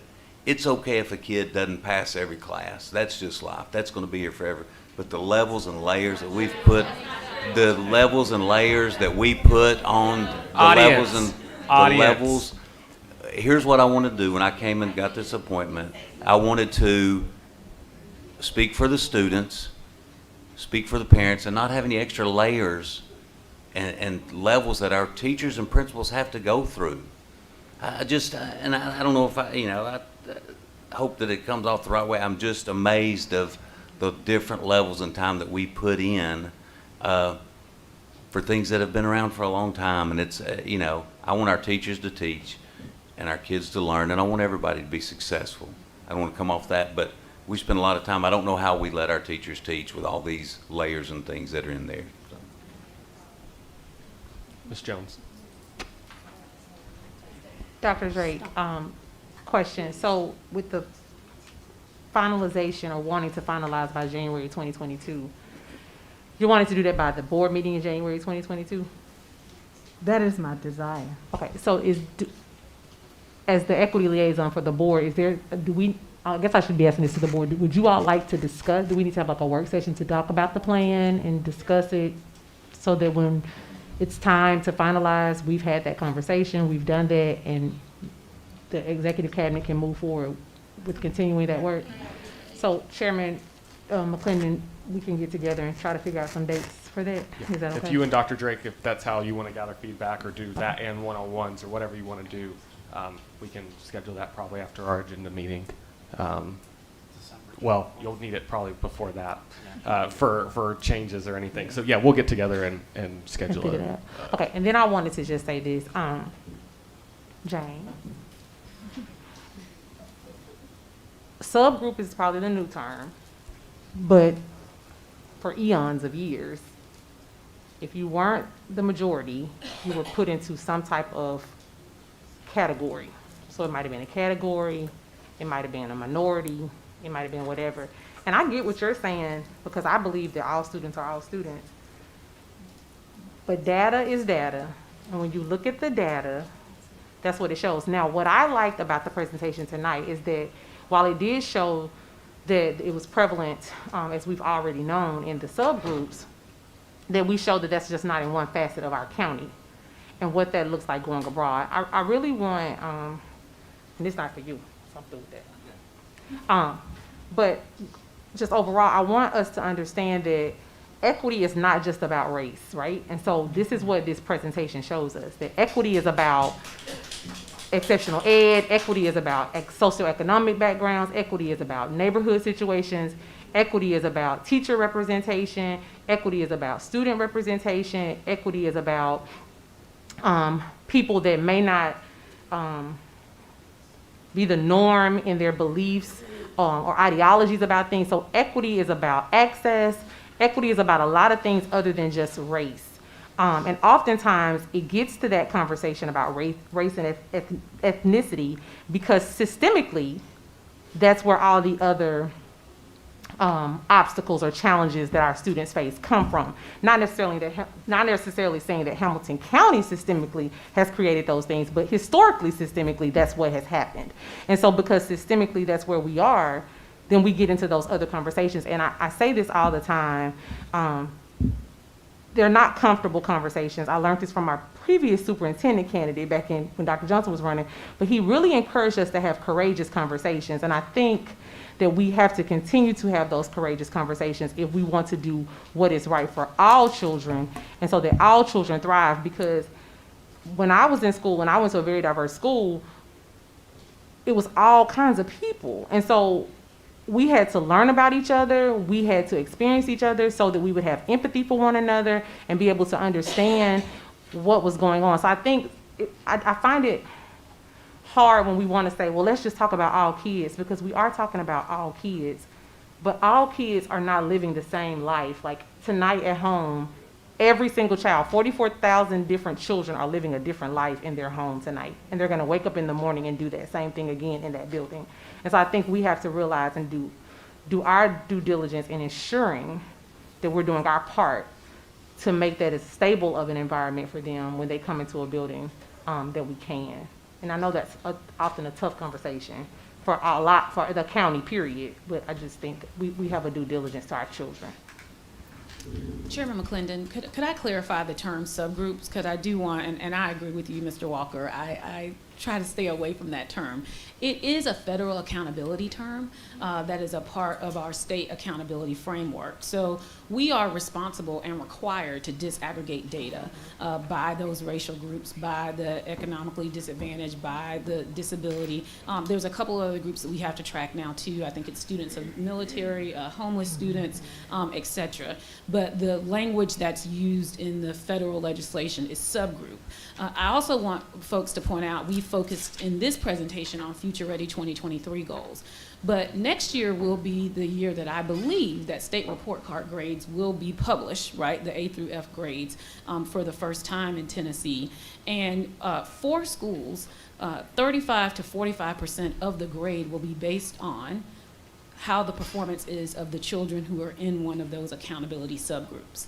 So this is important that people understand that the report card grade around performance and chronic absenteeism is actually one of the accountability measures that if we're not improving, you all in Hamilton County and across the state of Tennessee will see that reflected as a good proportion of what will go into that grading system. So just so everybody's clear, subgroup, I agree it's a regrettable term. It's just what's captured in federal legislation, and we are required to track it because of the federal accountability and the state accountability system that we have. Ms. Thurman. Yeah, there's some things I'd like some clarification on, please. Some of the terms, you know, ever since I've been on the board, I find it quite humorous, the same thing that we've called so many different things over the years. I call it edubabble. They just come up with these words and you really don't know what they mean. But one of them on page 10, embedded cultural competence. What exactly does that mean? It says reduce disproportionate suspension and expulsion rates, embedded cultural competence in school practices, allocate resources equitably. Okay, embedded cultural competence. What does that mean there? Okay. So I am going to refer back to our educational equity plan where we did the policy, our policy that we passed back in March, and we defined that. And then what you're referring to on page 10, so we did define it as functioning comfortably across cultural settings and interactions that you have where you're being productive and with people from cultures and races that differ from your own, and understanding and communicating with them, productively interacting with people across cultures. Okay, so this culture here, you said that we're talking about socioeconomic and all, but this right here is Yes. strictly race. What- This cultural, Cultural is embedded not- cultural competence, I just asked for a clarification. Okay, can you tell me what page? It says culture. It's on No, page it's the same. 10. Yep. Oh, okay. It's the same. Yes, culture and race. Mm-hmm, Culture and race, okay. yes. On page 9? It's on page. Oh, It's just in the- the actual plan. Oh, just embedded, It's on yes. page 10. Okay, oh, so one of the equity shifts, yes. Yeah, Yes. okay, okay, that's fine. One of our goals. And then also discipline response rates on page 6, I think it is. What does that mean? It says discipline response rates are disproportionate and negatively impact student success. Okay, okay. Discipline response rates. Okay. Exactly what do you mean, the amount of time that it takes to get disciplined?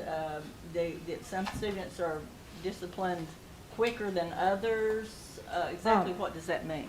So, yes, discipline response rates are there. What we're referring to is, I'm trying to get to it, but it's this slide for exclusionary discipline, that if we look at it by race, that discipline response, there are several responses, but district-wide, Black students are disproportionately receiving an exclusionary discipline, such as ISS, in-school suspension, out-of-school suspension, expulsion, or being remanded, which is being sent to Washington alternative. So the response to their discipline is an exclusionary more often than other students within. So they could be, and they could be receiving, there could be the same incidents, but more often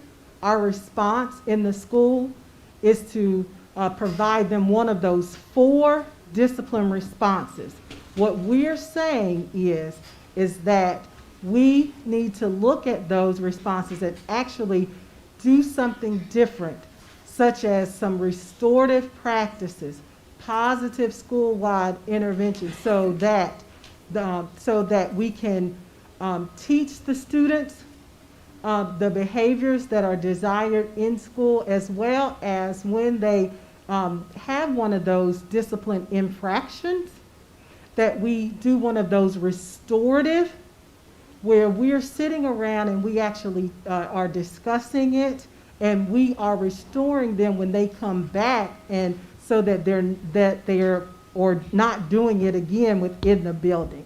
So we need to teach those restorative practices amongst our administrators. So you're saying that this is discriminatory, the way that we're disciplining students now. Is that where this is going? I'm just trying to. No, what I'm saying is that when we now that we need to change, I guess is what I'm saying. If some students are being treated unfairly, who is doing it? Who is treating them unfairly? And what exactly who is doing this? This unfair that we need to fix. I guess is what I'm saying. I just don't know exactly what the goal is, since I've never really understood what equity was. I know what equality is. I'm just wondering how we're going to get to where we need to be if I don't even know what the definition is. Who's doing the unfair discipline? Who's doing it? So let me just, I do want to clarify a couple of things. The term, to just be simple, discipline response is another state term, and disproportionality is also a state accountability metric. Well, see, I really don't care, Nakia, who does. I want to understand exactly what are we looking to do by this plan. Who do we hold accountable? I do just want to clarify why it is that we're actually measuring this. So the State Department actually produces a significant disproportionality report and identifies districts and schools that have a disproportionate response. It just means consequence. And what the state does is look at our rate of discipline response or consequence by race, and they compare it to the rest of the state. And for the last 3 years, Hamilton County has been identified as one of the districts who has more disparity between our racial groups. And I believe that the reason that the State Department tracks this, and I'll confirm, is because it is an Office of Civil Rights requirement, of course, by the federal government. And I understand all that. I'm saying, who is doing it that we're in trouble? This is what I'm trying to get to. Who is responsible for doing it? Is it a principal? Is it the administration?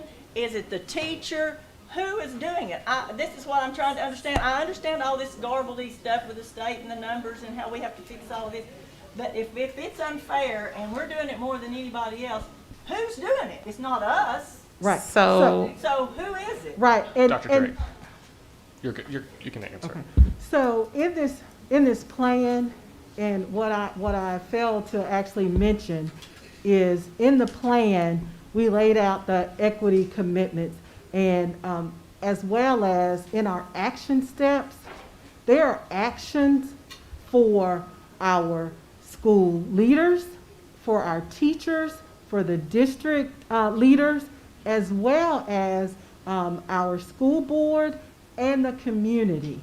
So when you say who's doing it, what my response to that would be, we have our school leaders, deans of students, and when we met with, we had some focus groups when we developed these next steps, and we talked to them about what was going on.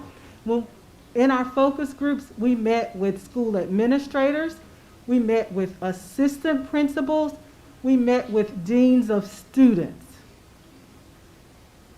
Okay, right here on page 14, it says, "We believe this formalized system of discipline response created equal consequences," so that's equality, Right. "but not equitable solutions for our students." What exactly does that mean? Right. If they're being disciplined equitable, I mean,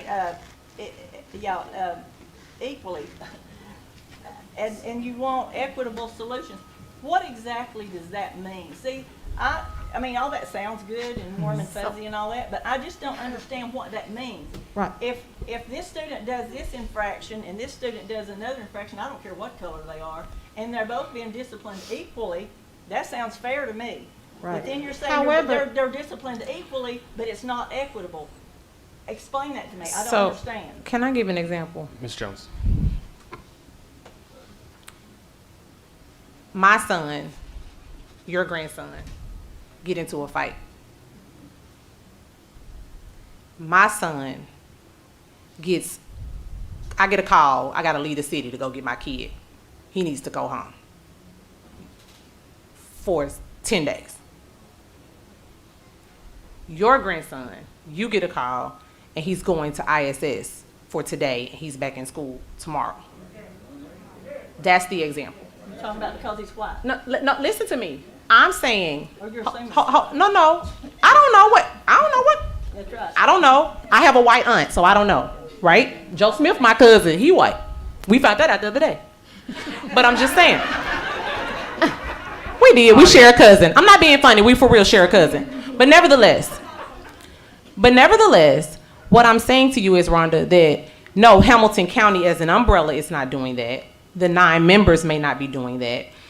The principal may not be doing that in all schools, so forth and so on. What happens, what I've seen happen in my professional realm that relates to our students is that, and I'm gonna say something that's, oh Lord, but I gotta say it because it's the only way I can explain it. But oftentimes when people are dealing with their own generalizations and prejudices and implicit biases, they make decisions or categorize students or stereotype students' behaviors. And because, not necessarily saying that my little brown boy acts this way, but they may have had a trauma or an experience from another little brown boy that acted a certain way. When EJ acts a certain way, well, EJ is just like all the other little black boys. And so now he's gonna get the same punishment because the other 3 black boys that they dealt with 2 and 3 years ago did the same thing. So it's like a trigger. It's all this, like, it's all social, psychosocial, okay? But all of that is just, it's triggers and it causes implicit biases and so forth and so on. Vice versa, it could easily be the opposite way, and it could be a teacher of color who may have had a bad experience with a Caucasian student or a Hispanic student, and because of whatever their implicit bias or generalization or prejudice or discrimination is, it's opposite. So it's not necessarily black to white, white to, it could be boy, it could be a woman who has an issue with a boy, or it could be a boy who has an issue, a male teacher who has an issue with a girl. So a lot of times it's just based on your experiences. But what the data is showing the state is that in this particular case here in Hamilton County, that clearly it is a situation that's affecting black students more so than non-black students. But implicit bias and all of that and those triggers and traumas can go a variety of ways. In this specific state though, the data says here in Hamilton County, this is our issue. And it's not necessarily pointing a finger to a specific person, because non-black peers could be white, black, Afghanistan, Pakistani, Asian, a whole lot of stuff. So it just looks at a whole lot of different races. So it looks at a lot of different ways. But that is the example I can use, and I feel safe in saying that, because that historically is the case. And when you look at the data for Washington Alternative, when you look at the data for the appeal situations, that is what happens. And by law, we are mandated to report this stuff, and the state evaluates it and lets us know where the areas are that we need to work on. Okay, I'm gonna just want another. Well, I understand. I'm just, like I said, I still just want to understand how we're supposed to correct it if we don't know who's doing it and why. Okay, also on page 48 on this, it says about hiring more diverse teaching force. Did we not just spend $2 million to Teach for America to hire minorities? Did we do that? Is it me? Did I remember that? Everybody said, yeah, there are. Okay.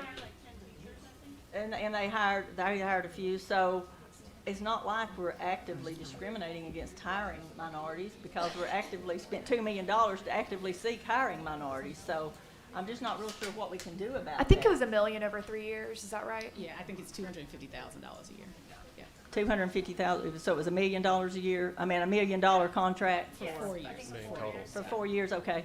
So it's not like we're not doing that already. So I'm looking at some of this and I'm thinking a plan, and I'm thinking I'm not real sure what else we can do about And that. Ms. Thurman, you are correct. We are doing some of those things, but it's going to take a long-term commitment in order for us to really move the needle for these and the opportunity gaps that we have. And so this plan, it does include some things that we are already doing, but we just need to continue those commitments. And that's what we're asking. Well, I just in the want when plan. people look at this, I don't want them to think that this board is not Right. been doing anything, because we have. And then on the other hand, you go on and talk about teacher experience, about some schools have more teachers who are experienced. Is it more important to be worried about who's the most experienced and who are the best teachers, or worried about their race? I mean, there seems like two totally different things. You compared some schools like to Nolan. Was it Nolan or Thrasher? I can't remember which It was one. Thrasher. Thrasher. And, you know, I just don't understand. I just don't understand that comparison, really, because it's almost like we're doing these things on purpose and we're just not. But anyway, I'll talk about it more when we have a work session about it, and I'll have a little bit more time since we just got it today. I just haven't had that much of a chance to look at it. Thank you. Ms. Robertson. I've lost complete train of thought since turning on my light. I think I was actually initially going to respond to James. Karitza said so much of what I also was going to share, but truthfully, you know, just to James' comments, and I know we'll have so much more time to work together over the next few years on this plan, but truly, this plan is about learning. It is about teaching. It is about solely the basis of learning and how to move the needle with students that are struggling with learning and meeting the mark. And so I won't rant on that much longer, but you know, I do want to say though, we've been talking about this topic for like 5 years, at least since I've been here. How do we not already, I mean, I can't even believe that we just had the conversation that we had, because truthfully, every board member here knows exactly what we're talking about. This is happening in our schools. I represent District 4. It is the most diverse district in the county, socioeconomically and racially. And I'm a white, upper middle class woman. The most unlikely suspect to represent the population that I represent. I am happy and proud to say that. And I see this in my schools, okay? Don't tell me it's not happening. Don't try to pretend like it's not happening. I have a great friend who is sitting in this room who experiences firsthand with her black son at one of our top, highest performing schools, okay? So the schools in my district, they absolutely like cross the spectrum. I have some really great high performing schools in my district. I have some really great schools that are struggling in performance wise. And it's happening across the spectrum, okay? So, you know, ultimately this plan is not about just race. It is about all of it. But it's about how do we make sure that my 3 boys are performing just as great as Karitza's son, even though they look different and they're coming from totally different backgrounds, okay? And so I feel like if I can recognize that, all right, every single one of us here can. And that's that. And I've sat here for 5 years, and I've heard this data over and over again, and there is no way that anyone on this board, except James Walker, maybe he hasn't heard this before, and I know James Walker is going to understand this data soon, and he's going to really understand the point of why we voted 9-0, as you pointed out, to approve this plan and to approve the work that you're doing. So thank you for that work, Marcia. The one question I've got, help me understand how our plan intertwines with Governor Lee's plan. Because I also want to point out that our governor approves and supports this work, which is fascinating because also the BEP formula currently is being reorganized to support this work, to student-based budgeting. So if we have a problem with this work, we need to go to the state level, okay? So whoever feels this work doesn't make sense and that it's just being pulled out of thin air and that there's some type of narrative and some type of conspiracy theory happening behind this work, I encourage you to speak to our state governor, because he, alongside us, who cares what political affiliation he has, he actually recognizes the value and the power of the work of equity. Shocking for many people to wrap their heads around, probably on both sides of the political spectrum. But he does, and I'm grateful for that, okay?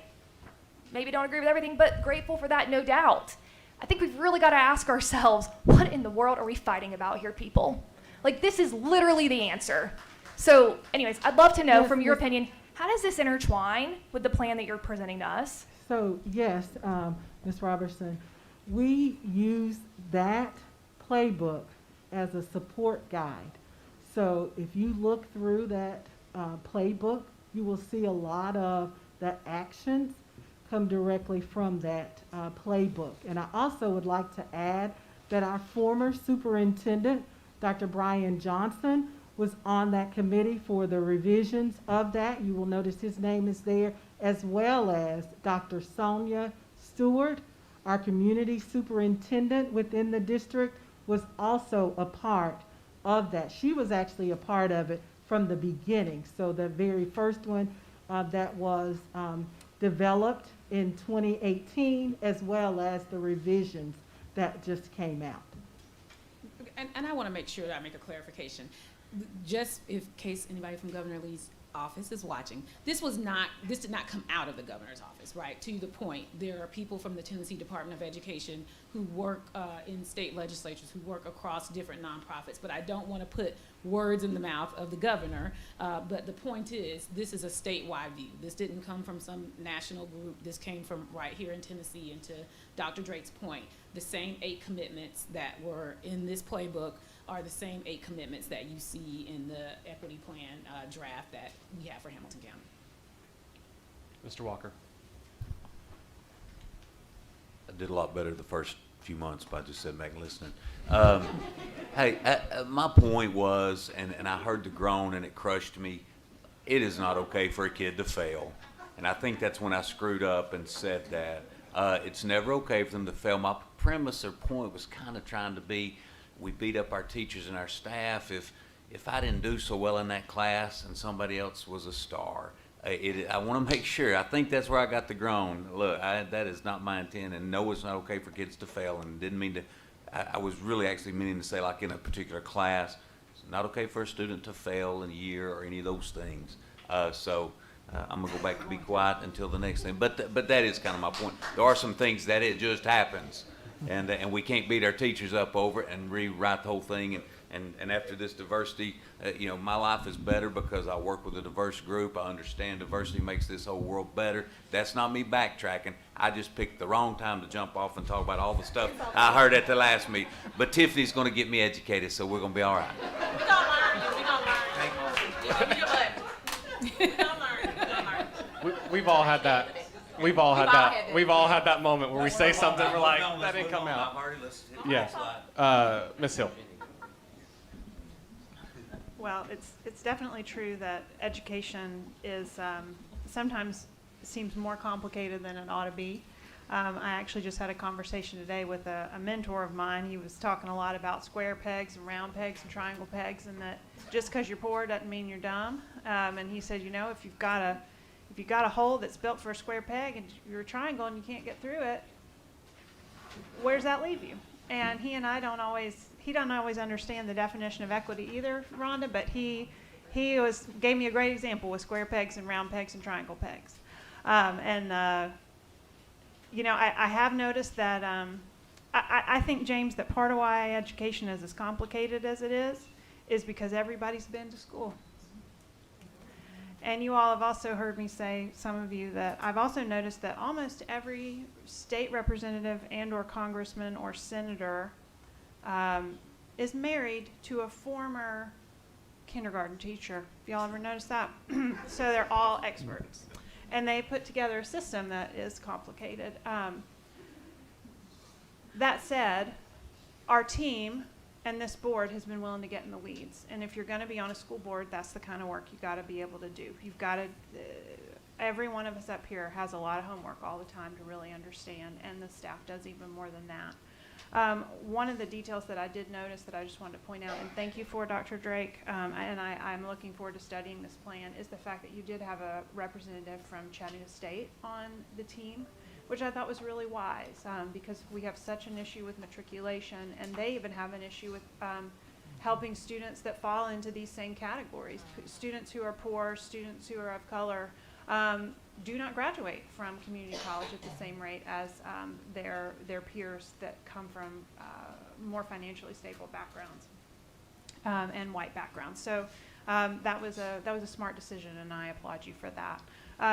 You know, as the room gets heated, and as sometimes, you know, we come out and we want to say a lot, I'm reminded of one of my very favorite verses of Scripture, because I need to hear it a lot, which is from the book of James, chapter 3, verses 17 and 18, that real wisdom, God's wisdom, begins with a holy life and is characterized by getting along with others.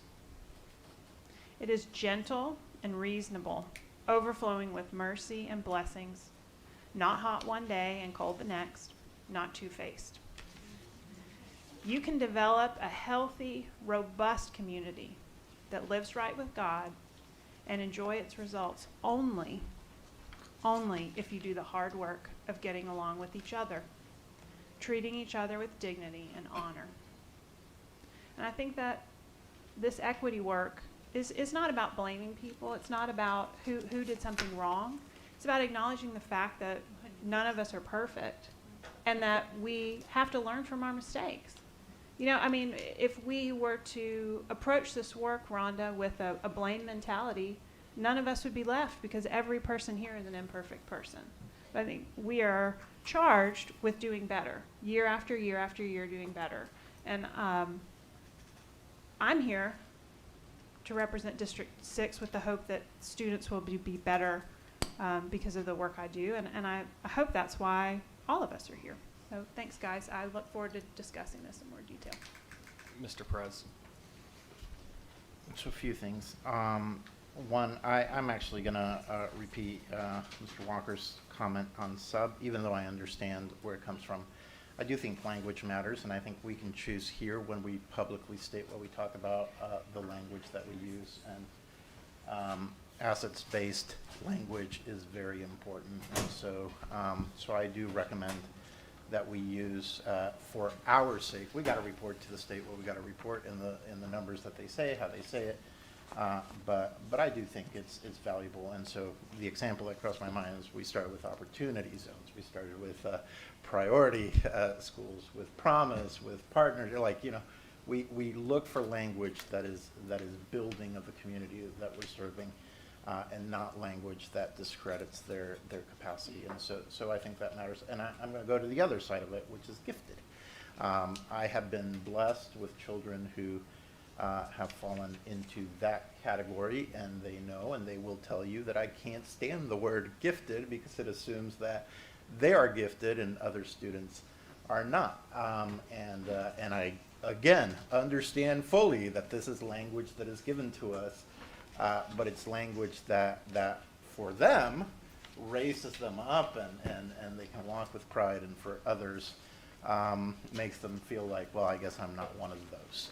And I can guarantee, I'll never forget in one of the class projects, whatever it's 11th grade or whatever, they have to do these big, huge projects, walking by a student who built his own guitar, beautiful guitar, amazing guitar, but he didn't pass the project, because the project's about writing about building a guitar and not about building the guitar. And I knew another student, without saying anything, who was not as successful in the doing but is exceptional in the writing. And I thought how interesting the dynamics that we have. So some of that is where, again, I think the more we can look. I celebrated among them my daughter, who in band did excellent. And I'm not gonna lie, when I sat there in whatever that state was, Indianapolis, watching those bands play, the top bands in the country, I can't help but notice that they were disproportionately white bands, and with one exception, Chicago Heights, that I noticed, and I guarantee that we have quality bands in neighborhoods that are majority black or Hispanic, or that we could create quality bands. And so having, and this statement, I said to one of our candidates, and he repeated it as well, so I was happy because I thought, well, someone listens to me. But I am very blessed that one of my children has achieved what for many parents is the dream of academic success and growth. But as I told him, what motivated me to be a part of this board is I am 100, I know she's exceptional, but I am 100% convinced that every one of our schools has an exceptional student like mine. And I don't want any obstacles for that student to have the opportunities that I have been blessed with my students being in the schools that they're in, which are ranked here on that end. And so, yes, I'm part of that success, and I get to see that success. But as I'm not the perfect parent, it's probably pretty obvious.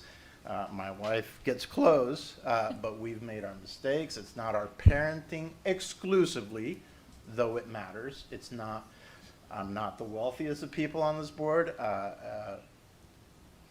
Anyways, we can go on from that, but like, so it's not my income, it's not my parenting exclusively. All of those things matter. All of those things play into it. Community that they grow up plays into it. The opportunities that they have play into it. But I've never believed that somehow God has graced me more than everybody else because somehow I have earned more than other people. And it is our task, I believe, as a board, to ensure that on both ends of the spectrum, that the students who are hurting because of lack of whatever it may be. I mean, talk about a homeless student and the difficulty that it is to go to school the next day when you don't know where you're going to sleep the night before.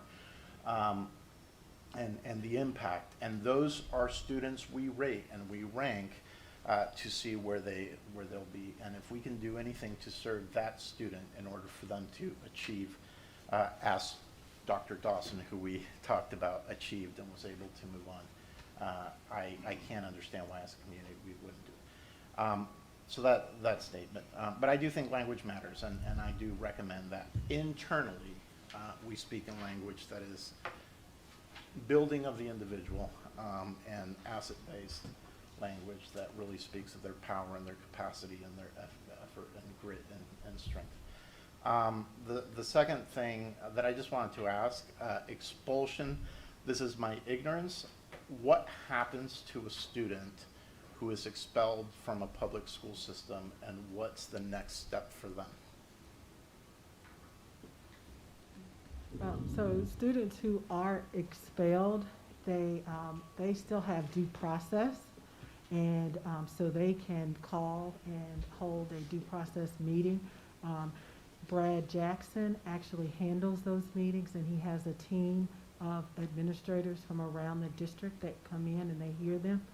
Oftentimes, they are remanded to our Washington Alternative School versus being expelled or for an entire year. Okay, and if they are expelled, it's for a year only? Or are they out and there's no educational capacity? That's what I'm asking. I just don't know. So,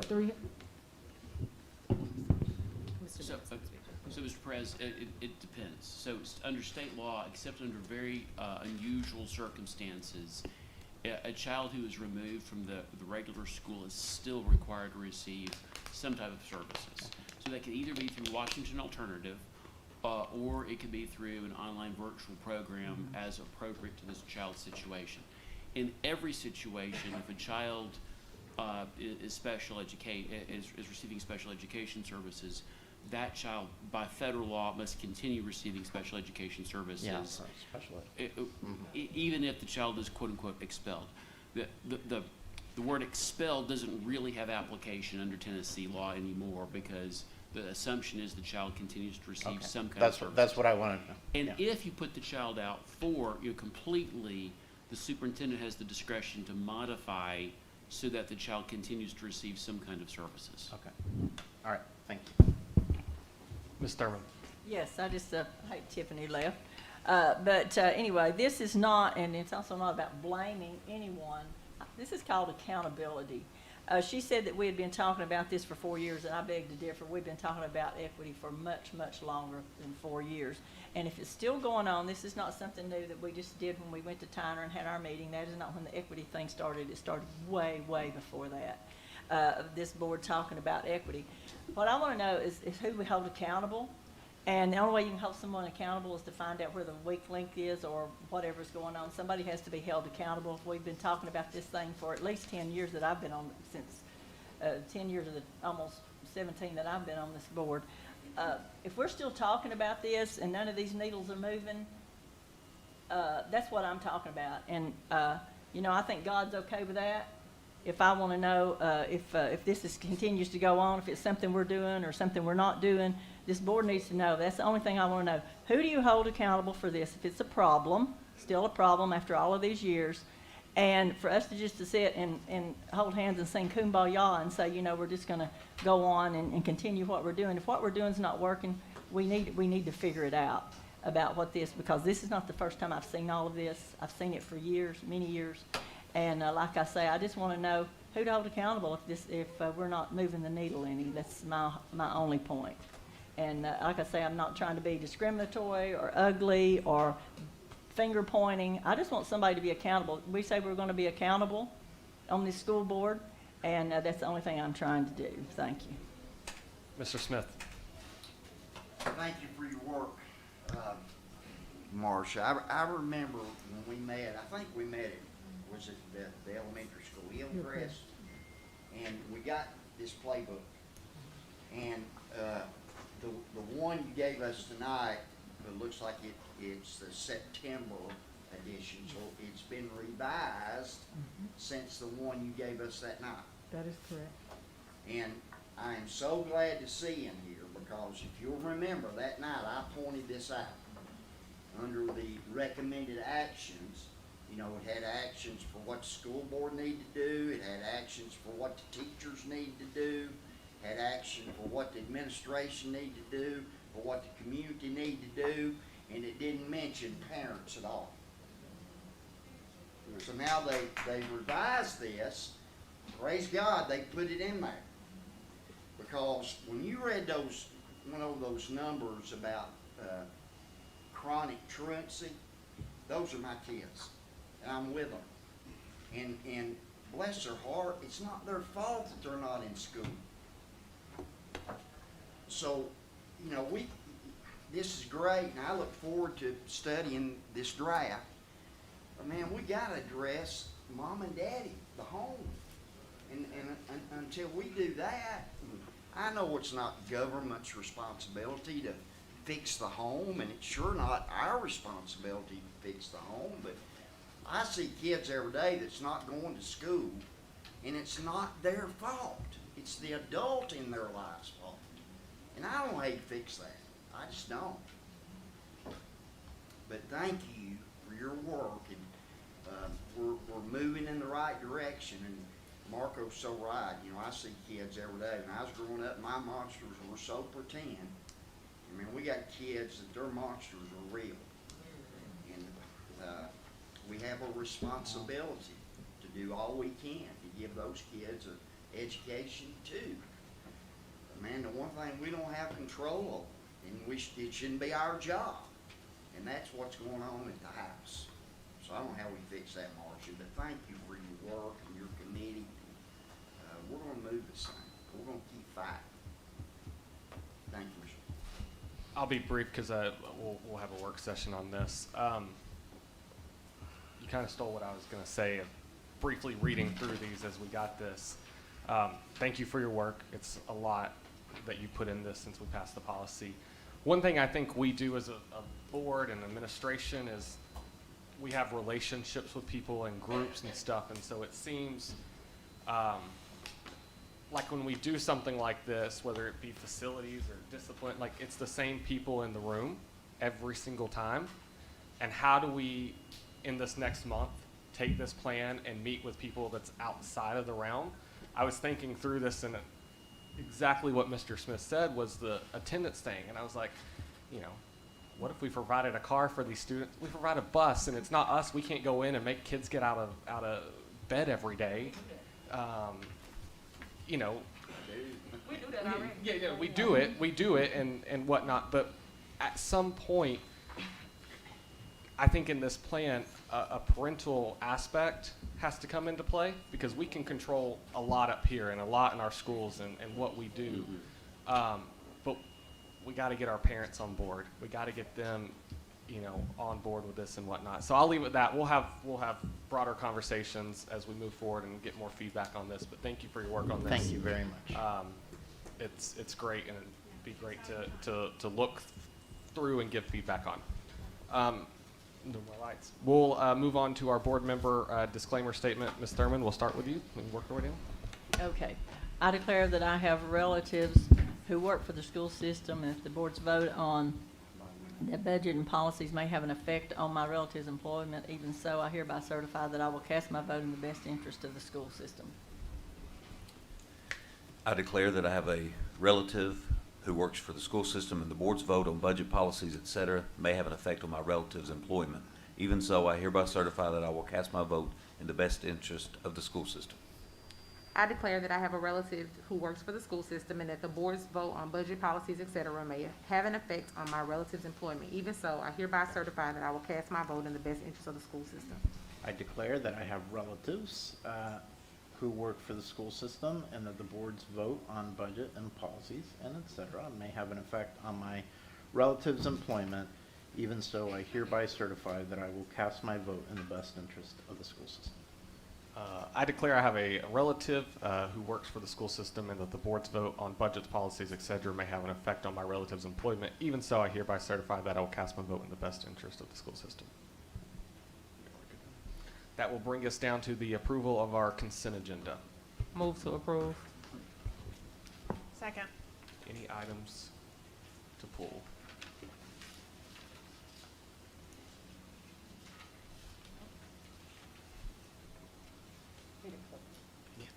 Roll call, please. Mrs. Hill, Yes. Mrs. Jones. Yes. Mr. Perez, Yes. Mr. Smith, Yes. Mrs. Thurman, Yes. Mr. Walker, Yes. Mr. Wingate, Yes. Chairman McClendon. Yes. Okay, with that, that will move us to delegations. I'm pulling double duty tonight, so bear with me. I can run the timer. All right, thank you. We have Jennifer Pyroth, Levi Black, Jeanette Armokel, how did I mess that up? Armokel, Rosie Fitzgerald, Heather Monroe, and Rebecca Day, and Dr. Jeffrey Wilson speaking. I'll read this once for everyone, so please pay attention. And then Ms. Hill's going to help me out with time tonight, and when you have 1 minute, she'll let you know. Thank you for your interest in addressing the Hamilton County Board of Education. During your presentation, please address the board as a whole, not individual board members or administrators. Also, please do not present complaints or concerns you have about individual employee of the school system. If you wish to voice those complaints and concerns, you should contact the central office and ask for a meeting with the superintendent, since the superintendent is responsible for individual employees. Please limit your remarks to 5 minutes. Ms. Hill will tell you when you have 1 minute left. You may begin when you are ready. Good evening. I'm honored to have these few moments to speak with you.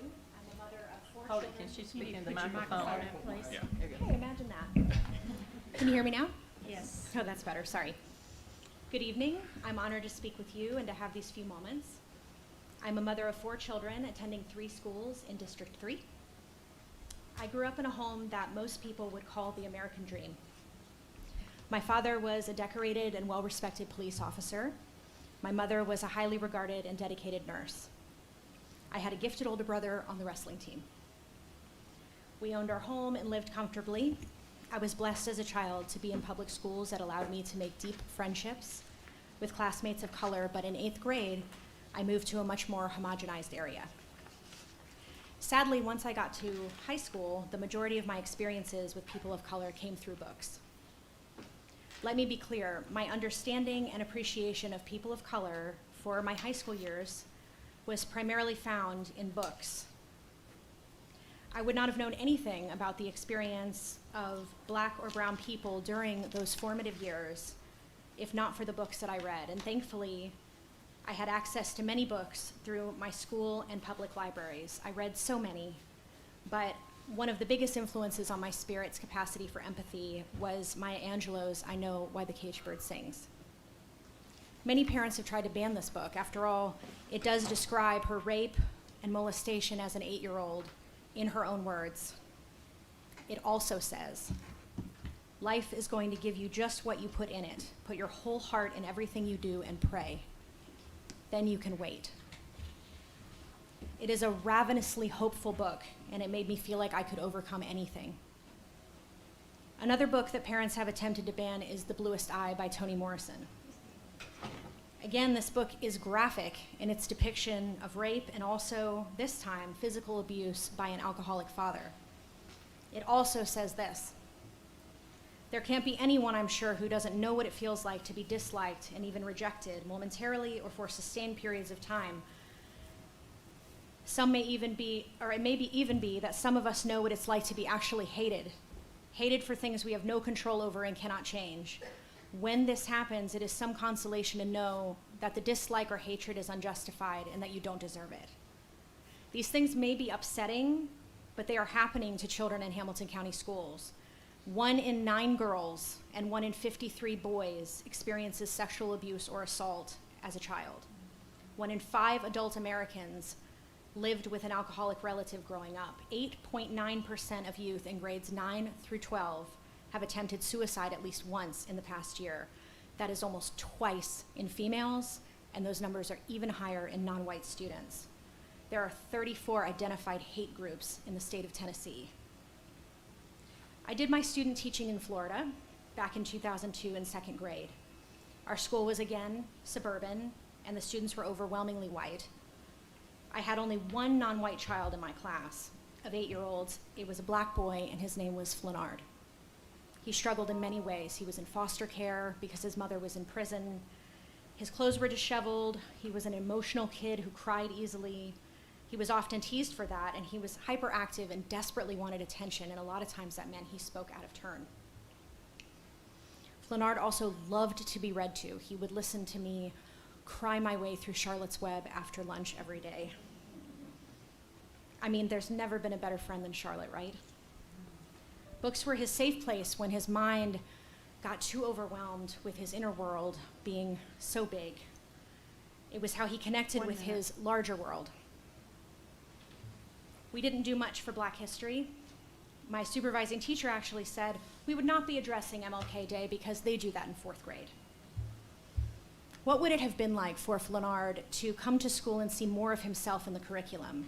Imagine us reading a book about a child in foster care, about a child with an incarcerated parent, or what if we just read a really spectacularly delightful, fun story about a little Black boy having a great time? How might the other kids' hearts have been opened? I can only pray that he was positively steeped in Black role models from 4th grade on, since he surely didn't get it that year. The closest we had was a spider. I still think of him all the time. He's 25 now. I pray he didn't lose his sweetness. I hope that books are still a friend to him. Each parent who sends our child to public schools does so with the understanding that our kids will be exposed to information that we would not necessarily provide to them. Your time's up. Shoot. Dang it. It was so good at the end. Levi Black. District 6. Welcome, Levi. Ladies and gentlemen of the board, thank you for allowing me to speak to you tonight. My name is Levi James Black, and I'm a 5th grader at Battle Academy. I learned recently the school board and other parties that have influence or control over the running of the education system are considering removing some books from school libraries. Books that show the racial unfairness in history are being suppressed because some people think that they are too mature for the elementary age group or make Caucasian children feel bad about themselves. As a 5th grader, I can tell you that this may be true, but it is healthy for us to learn about racial unfairness at a young age so we can affect the future. Filtering history is much more destructive to our growing minds. I hope to be an author when I grow up, and some books that are being challenged have really influenced not only the way I see the world and write, but also my friends' views and understanding of society. Esperanza Rising by Pam Munoz Ryan, for example, was a very moving piece for all of the people I know, my age and above. My teacher and several friends cried as we finished reading it. It and other books like this greatly helped us to better understand human rights and its challenges, social challenges that still exist today, and how to change them. Another book like this for me personally was The Lions of Little Rock by Kristen Levine, which was set in 1958 during Brown versus Board of Education times, about an interracial friendship. It has mature topics and minor language, but this also gave me a sense of growing and becoming more mature, which helped, again, my writing and my views. All in all, I think it is important to remember that academic studies include social studies, and a complete education includes knowledge of these topics. No matter how hard it is to hear, it is important to teach the truth of our shared history. Thank you for your time. Thank you, Levi. Can I ask him a question? Okay, because I didn't understand. I'm sorry, but I could not understand you. What was the first book you said that your teacher read that you think somebody's trying to take out? What was the first book? I couldn't understand you. Esperanza Rising by Pam Munoz Ryan. Okay, thank you.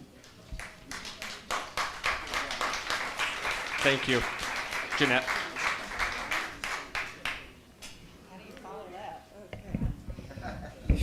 He only took 2 minutes and 42 seconds, by the by. I'm not doing that, sorry. That's what succinct speech looks like, everybody. I'll talk real fast. Speaking to myself first? All right, ready, let's roll, Jeanette. Chairman McClendon, board members, and Dr. Towns, I am here tonight to address a critical issue, educator morale. You may have seen the recent report from professional educators this week that morale is the #1 reason educators are leaving the district and the profession. Across the country, educators are walking out the door every day at an alarming rate. And talking to educators here in Hamilton County, we are hearing the same issues around morale. We're here for the kids. It's all about the students. This has been what has been said in Hamilton County a lot. You may have even said it. It is true. We are here for the kids. Students are the reason schools exist, and every decision should be driven by the needs and interests of the children. However, do not make the mistake of thinking students' needs and educators' interests are mutually exclusive. It can be argued they are inextricably linked. To put it simply, happy educators are more effective educators. In fact, the morale of your faculty is an important component of a strong school culture. We know that teaching can be a lonely, thankless job. Frustration, isolation, feeling a lack of respect, and job insecurity leads to low educator morale. Teaching is not like other careers where sales quotas and titles can remind employees of the quality of the work. Educators are feeling frustrated, overwhelmed, and unappreciated. I agree with J.C. Bowman, who said that parents need to care about this. Working conditions of educators greatly affect the learning conditions of students. The issues we are hearing include the continued increase in the workload without increased compensation, which has overwhelmed our educators. Student behavior is also affecting them, lack of consistent, clear communication. Educators don't need a sign, a t-shirt, or a ribbon. They need to know they are supported. They need to know through God, Sam.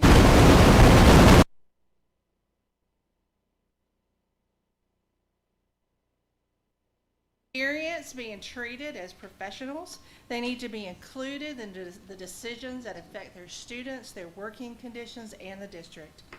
Educators have a lot happening throughout their day, and that doesn't include their personal lives outside of the classroom. Adding extra weight to their overflowing plates is more detrimental than useful. Respect their time by canceling meetings that could be an email. Treat their planning time as sacred. Don't fill them up with meetings. They should not be spending excessive hours outside of school doing the work that should be able to be completed in a reasonable day. I have been an educator for 36 years, and in the last few years I have seen an exorbitant growth in the expectations of time beyond the workday on educators, along with a decrease in the respect they receive. This has to change if we are going to attract and retain our educators. Educators will always go above and beyond for their students because they care about them. But the sacrifices being asked of them has come to a tipping point. Trust them to do their jobs. These are professionals who worked hard to get their degrees, respect their experiences, and respect their expertise. There's a lot of talk about self-care. It is impossible to ask them to practice self-care, yet take all of their time with other expectations. They are being asked to sacrifice time with their families to give to their job. They feel they don't have an option to say no to extra asks because they'll be marked down in their evaluations. If educator morale increases, so will the positive energy in the building. Students will notice it, parents will notice it, and anyone who visits the building will notice it, the community will notice it. There is never a time when educator morale is irrelevant.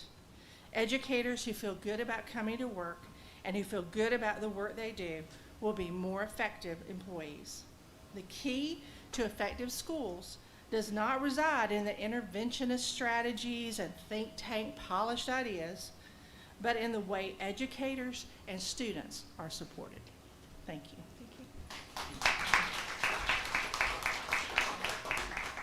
Rosie Fitzgerald.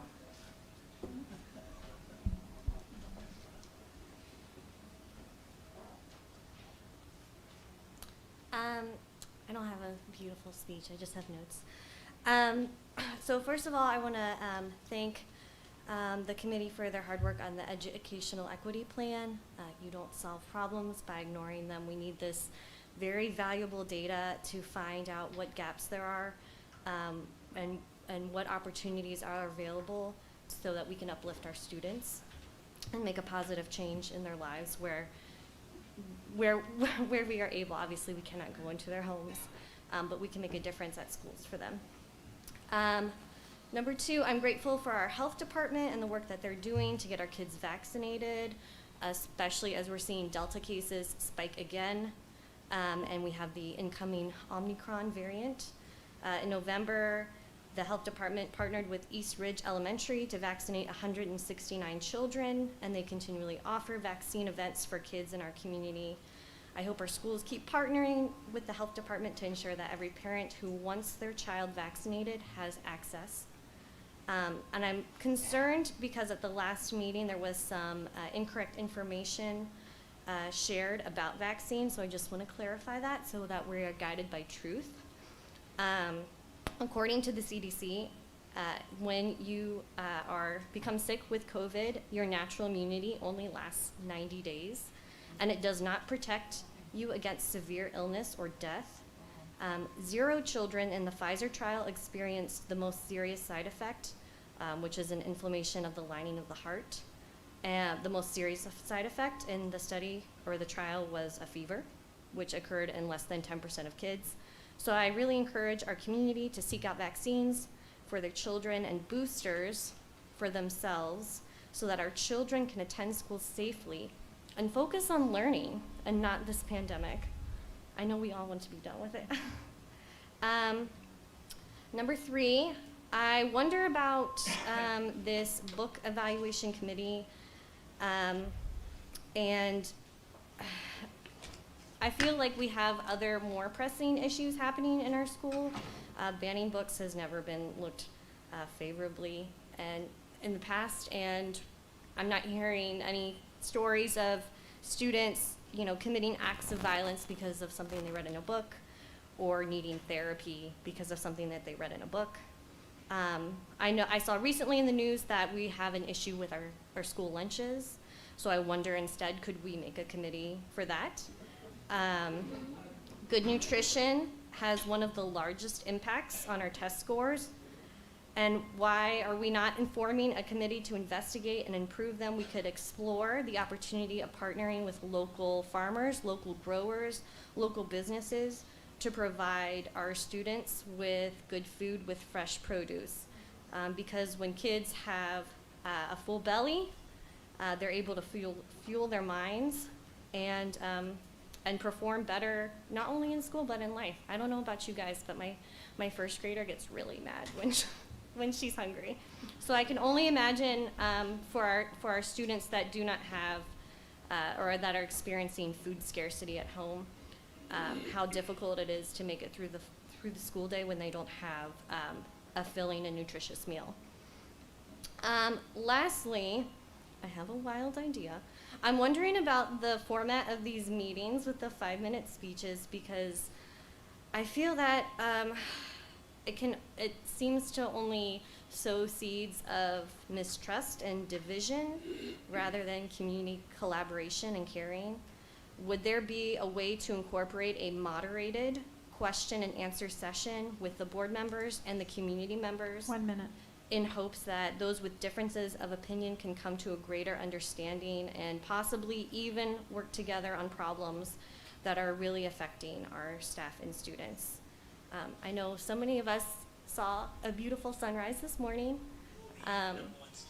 and I just want to acknowledge that though so many of us come from different backgrounds and experiences and have differences of opinion, we're all here because we care about our kids, and we are all part of this community. And I feel like there are so many opportunities for us to work together no matter what our background is.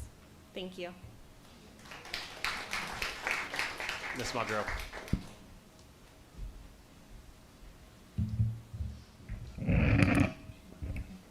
Sorry. Good evening. Thank you for allowing me to speak to you tonight on such an important topic, choosing our next leader. Unfortunately, I didn't get to speak about that before the decision, but that's fine. I ended up deleting most of this while I sat here listening, but I wanted to keep this one little nugget. And it actually applies to Dr. Robertson and all of those who are sitting on the dais and everybody here in this entire room. The little offer of advice comes from 7 Habits of Highly Effective People, which is habit number 5. Seek first to understand, then to be understood. We tell our students, listen before you speak. Please listen to the parents. They are entrusting us with their children to educate them. Oh, sorry, that wants me to update. No. Okay, please listen to the teachers. We are in the trenches teaching and educating these children. Oh, good. No. Anyway, okay. And please listen and have conversations with, I'm so pleased to see them here today, commissioners, state legislators, those in our government who actually hold the purse strings. So please have conversations and come to a great building the bridges community. And that's all I have to say because my phone's updated. Rebecca Day. Hey, Mr. Joe.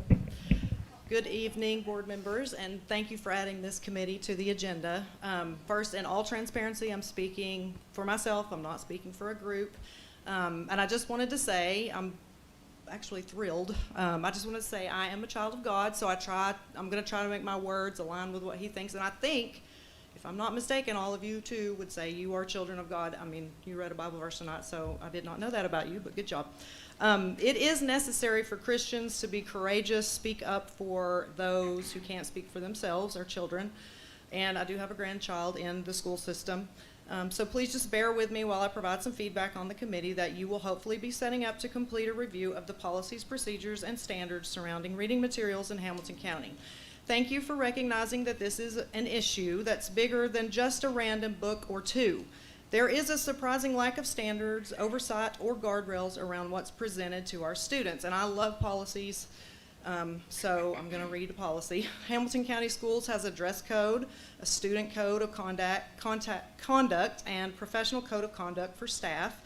Those policies say things like students should not use excessive slang or language that they might use in other environments. Students are not to use obscene, profane, threatening, or disrespectful language in any communications with Hamilton County School faculty, staff, or students.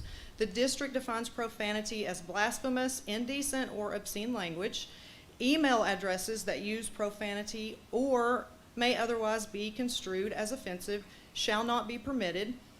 And students are not to incite a disturbance, and that's defined as encouragement of confrontations, fights, disruptions that negatively impact the school community. Encouragement includes, but is not limited to, using 1, an electronic device, social media to incite a disturbance, 2, racial slurs, epithets, or any kind or any form of discrimination. So the question is, since the district has deemed these things inappropriate for the school setting and disruptive to education, shouldn't the material that's in the schools follow the same standard? I hope that you will approve this committee and support the work that they do. Parents are asking, why would someone not support this committee? Transparency and parent involvement. I hope that you vote yes, but if you choose to vote no, I hope that you will provide a clear explanation on why you made that decision. Thank you. Dr. Jeffrey Wilson.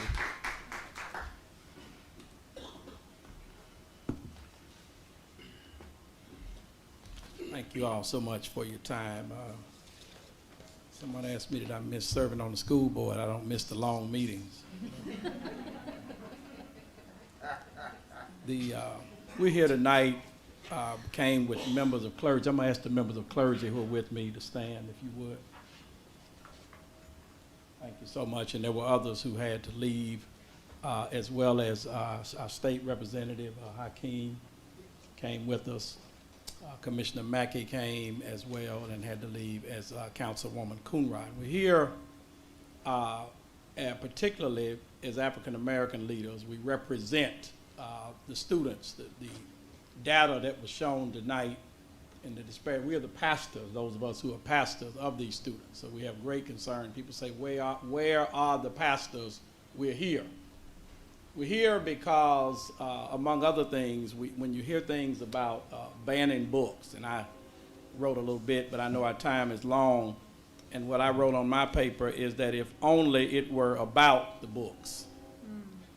The problems that we face in this community stem beyond books and the content within books. One of my parishioners who was here talked about earlier books that we read as children, To Kill a Mockingbird, books that we read, Huckleberry Finn, that were required reading for us.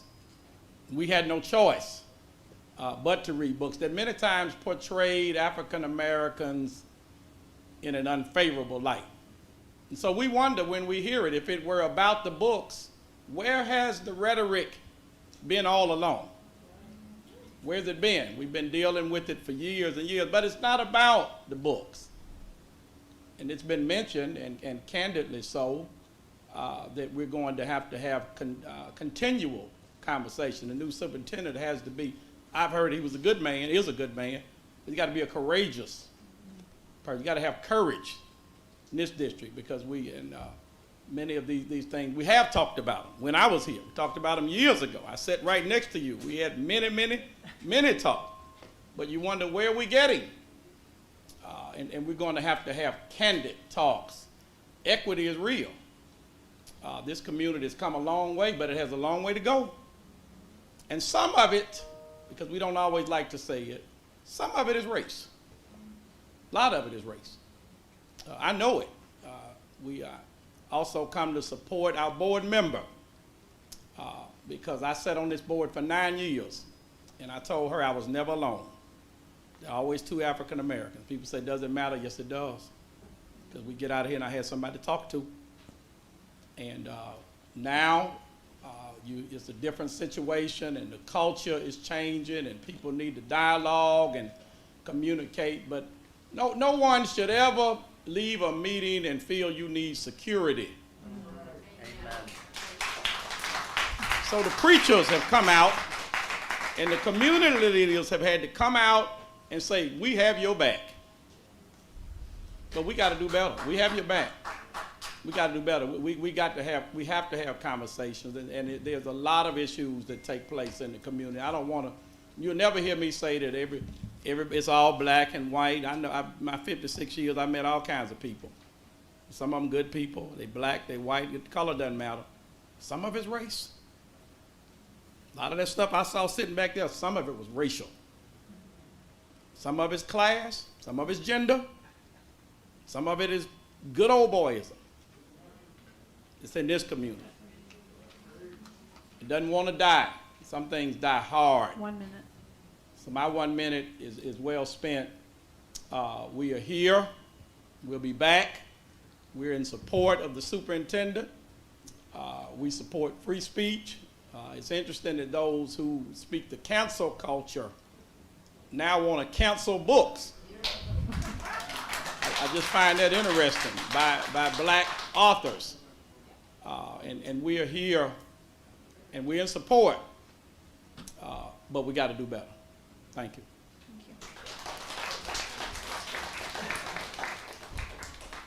Thank you. That will move us to board matters. The Chief Financial Officer, the new position request for Director of Budget. Do I have a motion? Move So to moved. approve. Second. Any discussion? Ms. Thurman? Yes, I would just like to say we discussed this on Monday. This position is going to be budget neutral, just moving around some positions already there and some vacant positions to make money for this position. So it is budget neutral. It's not like we're adding any more money to the budget. Just want to clear that up for everybody. Roll call, please. Mrs. Hill, Yes. Mrs. Jones, Yes. Mr. Perez, Yes. Mr. Smith, Yes. Mrs. Thurman, Yes. Mr. Walker, No. Mr. Wingate, Yes. Chairman McClendon. No. That will take us to Community Superintendent, Midtown Learning Community School Turnaround Pilot. Move to approve. Second. I'm Any- sorry, who motioned that? Ms. Hill. Mr. Perez was the second. Thank you. Any conversation? I said my piece about this. You said you were going to say more. I know. My mom taught me if you don't have anything else nice to say, don't. Okay. I'm worried about how much of a partnership that's going to be. I reached out to the state. They reached out to me. Had conversations. Went a week without hearing anything back and got something back last night saying, oh yeah, well you didn't return our phone call in August, so we're not going to really talk to you. And so I worry about it. I think there's some good things in here that could be done. I worry about the distraction that it will make for Orchard Knob that's already getting supports and what that looks like. But I think the Howard program we could benefit greatly from. But I really hope the state is a partner in it and is a willing partner and doesn't just come in because they're the state and they have to and we have to approve this or they're going to withhold funding or whatever else they're going to do. So that's my piece. Ms. Jones. So I'm not voting for this, and it's really more just how I believe and what I believe about this. I'm really tired of the state using our district as guinea pigs for their homegrown garden programs. And because Orchard Knob is already in a pilot, I just don't understand why they need to be in two pilots. I mean, I never understood that. I thought a pilot was like an initial thing and then the second, so I don't understand. But nevertheless, I'm not voting for this. I'm just not in the business of using our students as guinea pigs for things that are not evidence-based or research-based and that have proven outcome. I don't care what they try to appease us with doing at Howard. I do not support this. I've made this perfectly clear from the beginning. And that's just where I'm at with it. So I'm not gonna vote for it. And it's not because I don't want the students to do better, and it's not because I don't believe Howard needs the support. I just don't have time for the state shenanigans for pilot programs. This is ridiculous. Like, this school is about to come off the list, and you wanna put another pilot in there. It's just, that doesn't make sense to me. And I think the whole avoidance of talking to our chair, the whole back and forth they did with our interim superintendent, it's all a game. I just am really not in support of that, so I'm not gonna be voting for this. Ms. Thurman? Yes, I'm just gonna have to rely a lot on Ritza and her schools. She knows a whole lot more about what's going on in her schools and how this pilot will impact. So, Ritza, I'm just gonna have to lean a lot on you on this. If it's not something that you feel like would be good for your school, then I will vote against it. Like I say, I'm just gonna have to respect your opinion about this. Ms. Hill? Nakia, am I correct that we don't get a choice in whether the state is coming into Orchard Knob Middle, correct? So I'm going to defer to Scott on this. We went round and round, Mr. Bennett, and Nakia still wants a future. Yeah, that's right. Because I have asked the question of, do we have to do this? And so, Because, Scott, yeah, I guess, because yeah. the fullness of my question is, on the table tonight with this agenda item is packaged together. The state wants to come and win, a quick win with Orchard Knob Middle because of the very diligent work that Hamilton County Schools has been doing, right?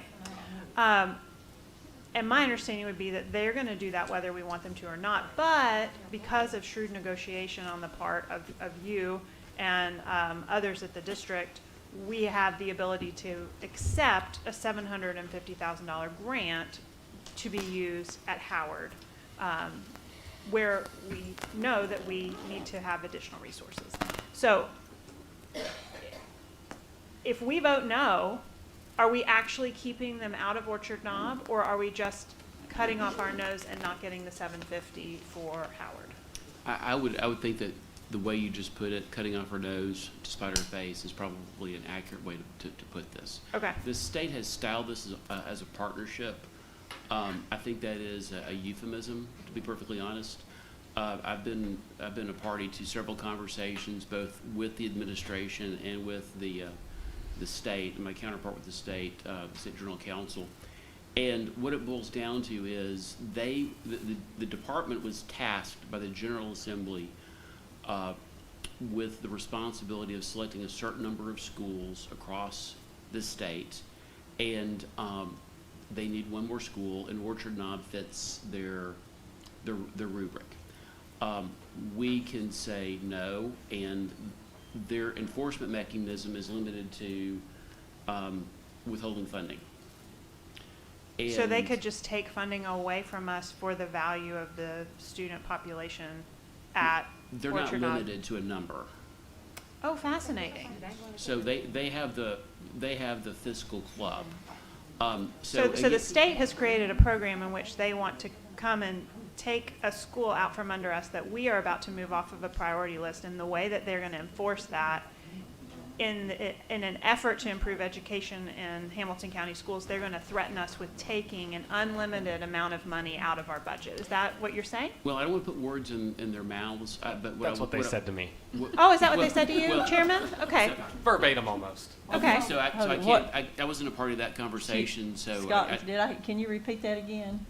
They basically, my conversation with them was, if you don't approve this, we will take funding. Just any amount. They don't have a cap. There was no set They amount. already ain't giving the appropriate amount, so why take what you ain't even giving? let's be clear about something. So again, let's go back to the point that Ms. Hill made a minute ago, which is this really isn't something that we have a lot of choice with. Okay. And we made all the arguments that y'all have just discussed, that the administration has already moved this school to the point that it's likely to come off the list anyway. We made the argument that why would you have two competing innovations going on in the same school at the same time? We've made the argument that really, why would the state be wasting money that is desperately needed elsewhere in Hamilton County to take credit for work that these folks have already done to move the needle? that was going nowhere simply because the State Department is also sort of stuck because the statute requires them to check some boxes. So they have a limited amount of latitude. No, I think they have more latitude than they've necessarily suggested to us, but we can't change their minds. So what Dr. Towns did was she went from, okay, you want to help someone, let's give you an example of someone who needs help. And so she articulated in very, very, very clear terms every reason why Howard should be the focus. And I think the state realized that we were right. Howard is the better choice for this initiative than Orchard Knob, except that it hasn't been on the list for the requisite amount of time for it to be ripe to go into some sort of pilot. So what they did, because they recognized the merit of the administration's argument, they crafted out of whole cloth something for Howard, because they recognize that there are a lot of ELL issues that are developing across the state, and this is really an opportunity to help Howard, help Hamilton County Schools, and develop a roadmap for addressing these issues as they develop elsewhere.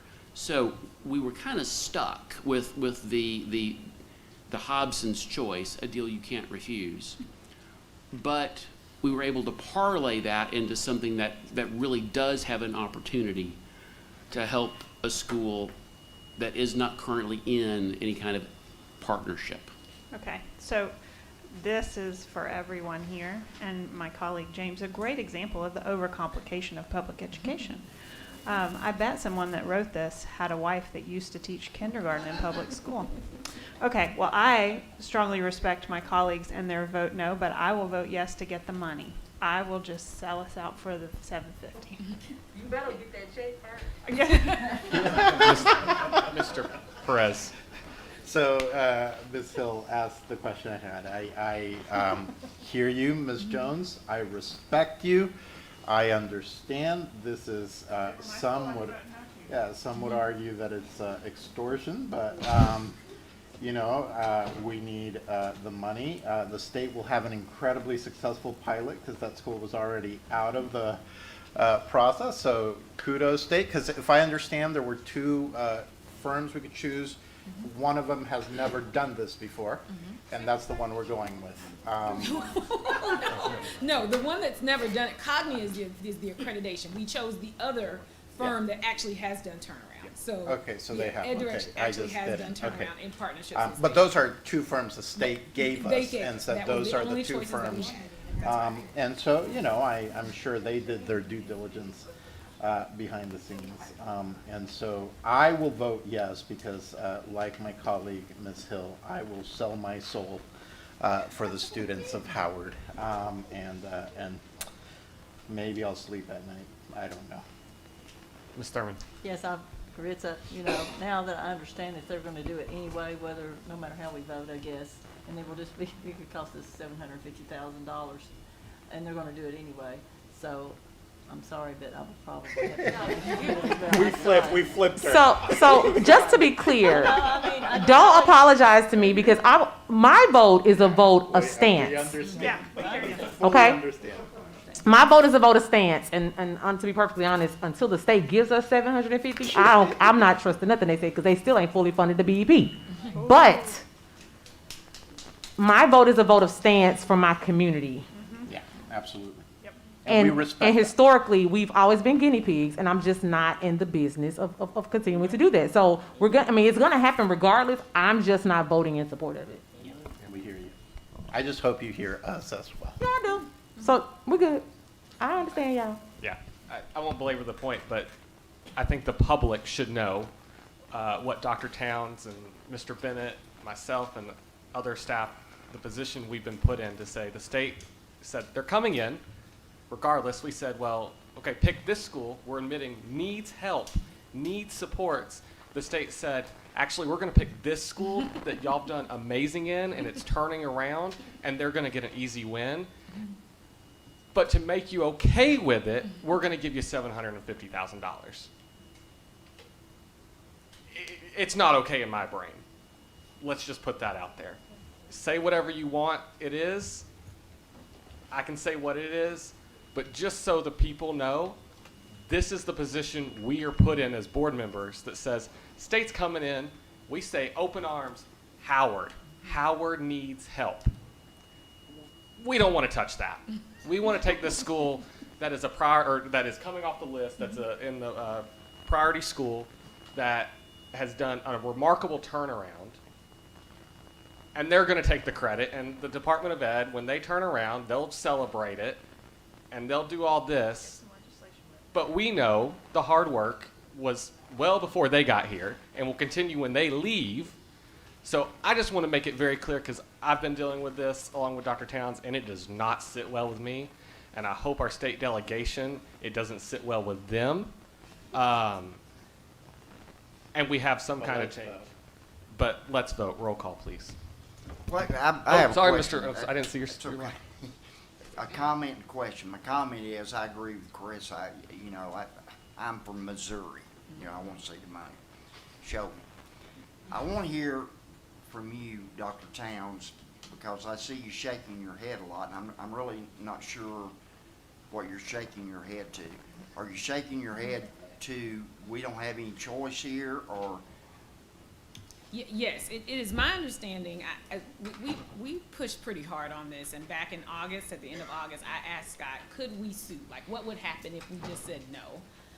And the board's attorney advised me that there's no beating City Hall. So he said that there's no way around this. It's in the statute. The state gets to choose the schools. So we went round and round about the schools, and we offered, again, multiple times, multiple occasions, multiple ways with the State Department that we'd like to do this with Howard. They told us no multiple times, no, multiple ways, and landed on Orchard Knob Middle. We pointed out that Orchard Knob Middle is already in the partnership network. Orchard Knob Middle is already above the 5th percentile. We anticipate that Orchard Knob Middle will not be named a priority school when the new list is run in the fall of '22. None of those arguments worked, and where we landed, having made the argument and put on the record in terms of the data at Howard versus the data at Orchard Knob Middle, that is, to Scott's point, we negotiated the concession that we would protect Howard from the Achievement School District and earn $750,000 of support, but they still insisted upon Orchard Knob Middle being in the pilot. So, as I understand, we have no choice. It's in the statute. The statute said that the department gets to choose, and that there's no way that we can stop them from choosing. So we can't meet them at the county line, then? That's what you're saying? We tried. We tried, right. That's unfortunate, because it is extortion. It's unfortunate. It's mean. It's wrong. That really makes me angry. Yeah. Roll call, please. Mrs. Hill, Yes. Mrs. Jones, No. Mr. Perez, Yes. Mr. Smith, No. Mrs. Sermon. Oh, wow. Joe, Just we vote gotta no, count it's them. okay, we got the votes. Go vote no. You vote no. I'll vote no. Oh, boy. I'm with you, Chris. I mean, I hope we have the vote. Mr. Walker, No. Mr. Wingate, No. Chairman McClendon. Well, there's already no votes, so no. So to our philanthropic community, we would love to see you step up with $750,000. I will say this. I will say They're this. coming, but they're coming. Since I have not got a call from Commissioner Swin before this, I hope to have one tomorrow. Because we're about partnerships, and since it's been said, it might not be the legal definition of extortion, but It's what it is. it's what it is. And if we need to do what we need to do, and this board needs to have conversations, let's have conversations, and let's not have backroom deals and the passage of money to get yes votes, because as you can see, that's not going to work up here. So just Jenny and I sold our soul. I just want to point that out. We took that's what happens. Sorry, Scott. Thank you for all the work you did. Guarantees him work tomorrow. I just Yeah, work so, Nakia and I just work here. We were just yeah. Worked past tense. Moving on to Community Superintendent Missionary Ridge, Dr. Jason Vance, Intervention and Support Grant Program. Do I have a motion? Yeah, I don't know. Yes, this is the MOU for the $750,000. Oh, yeah. I'm going to vote yes on that one. Now, we will certainly, we're signing it, but the State Department has not signed it. I suspect that They won't sign it. regardless, The they might not. conversation may be different. The conversation will be different. However, we should go ahead and. Move to and make approve. it- Yes. Second. Okay, roll call, please. Mrs. Hill, Yes. Mrs. Jones, No. Mr. Perez, Yes. Mr. Smith, So that money's for Howard. That's for Howard. Yes, sir. So $750. it doesn't include the Orchard Knob. Then yes, absolutely yes. Mrs. Thurman, Yes. Mr. Walker, Yes. Mr. Wingate, Yes. Chairman McClendon. Yes. Ooh, now they're going to have to say no. So, Looking forward to that conversation. That will bring us to the formation of a special committee. I think Monday you all got from Ms. Ford the breakdown of it that I sent to y'all. Before we get a motion or whatnot, truthfully, 90% of my time the past month or two has been superintendent search. And that's what I've been focused on. So yesterday, got a chance to breathe, didn't have anything going on, got on social media, and there was all this talk about banning books and taking books out of our schools. My name's on this memo, and I don't put my name on a lot of stuff. I was like, did I put banning books in here? Because there's not anything on this. I think one thing that's been mentioned earlier tonight, courageous conversations. And I don't know if there's a better two words to kind of fit what this is. This is not about banning books. This isn't about removing books. This is about, hey, let's have a conversation that's not up on this dais, if I don't spill on my water, and let's have a community conversation. Let's have a partnership that we were just talking about, and let's look at our procedures, our policies, and how do we make that better? Not for us up here, but for our students, for our parents, for our community. So this talk and this rhetoric, and I saw media reports not about banning books, that's not what this is. This is about having conversations.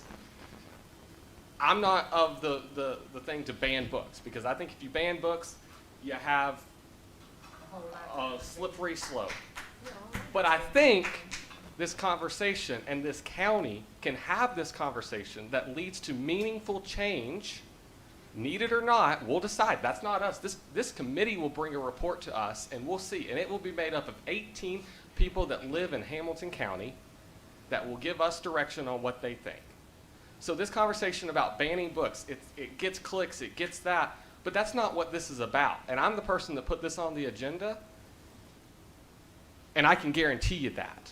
But I do think that we've had conversations and we've had things brought to this board that a lot of us have said we have some concerns, we have some pauses about, and we're trying to navigate it and see what we need to do to make it better for our students, for our parents, for our community. So I just wanted to leave that out there first. Do I have a motion? So move. Second. Discussion. Mr. Perez. So, thank you for the explanation. Because Ms. Day asked that if we're not going to vote, that we be clear. So there's a few reasons. The primary one that crosses my mind is we just voted a new superintendent into office who will start within the next few weeks or whenever that is, after we sign a contract and move forward, whose priority, in my opinion, for the first 100 days, which is about the time that this committee was placed and given the responsibility to decide is to invest in building their team and their focus and their future, and to set us on the right path. And Excuse me. okay. And Can't get you off.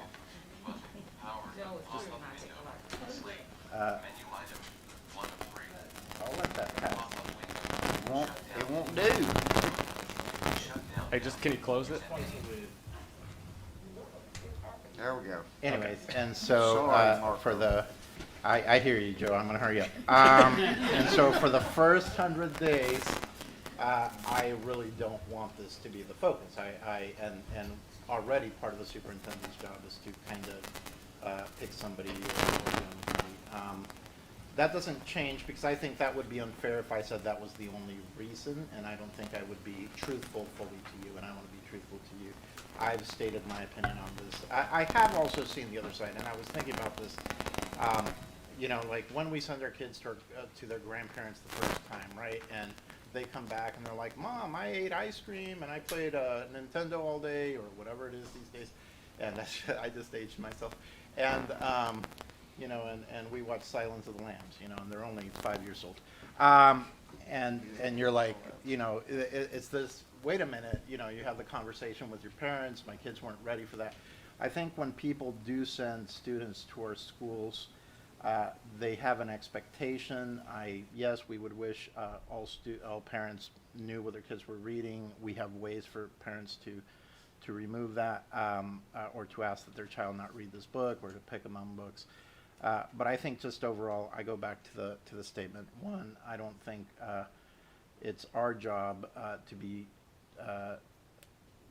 selecting for all parents what their children should read, and I don't think, though I may make choices on my own children's reading. Having said that, I've already talked to 2 people if this passes, so I respect that the board may pass this, and I will put 2 people in the committee that I think will serve well, but I can't vote in good conscience, especially for the 100 days of our superintendent as they move forward. Ms. Jones.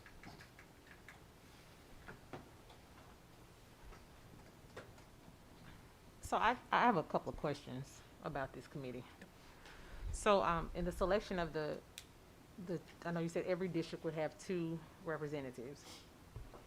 Will those representatives, how will they be, well, let me say this.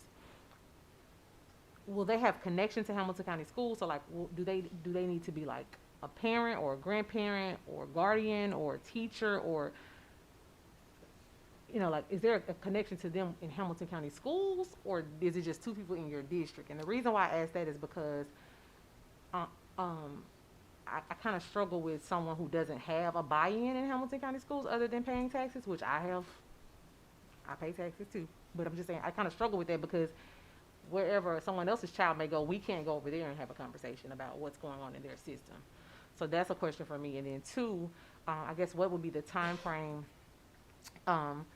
if this is passed? Like, what is the time frame to get you the 2 people, the 2 nominees, or the 2 people that we're wanting to represent our district?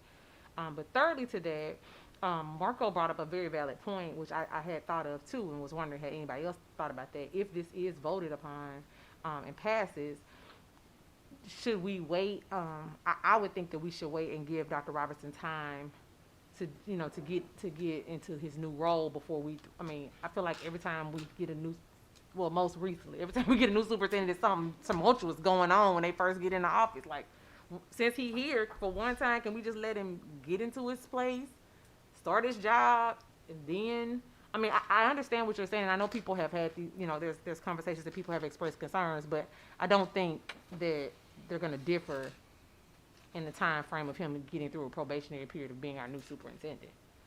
So I know those were like 3 loaded questions, but since I'm missing my nephew family dinner and I'm going to be here anyway, go ahead. I'm clearly missing them. So your first question about related to the school system, I put it on here. It would be, you know, you're out to prove someone has a kid in the district or a grandchild in the district, or, you know, where do you draw the line as an aunt, uncle? So I just said, live in their district. You have the opportunity to pick 2 people.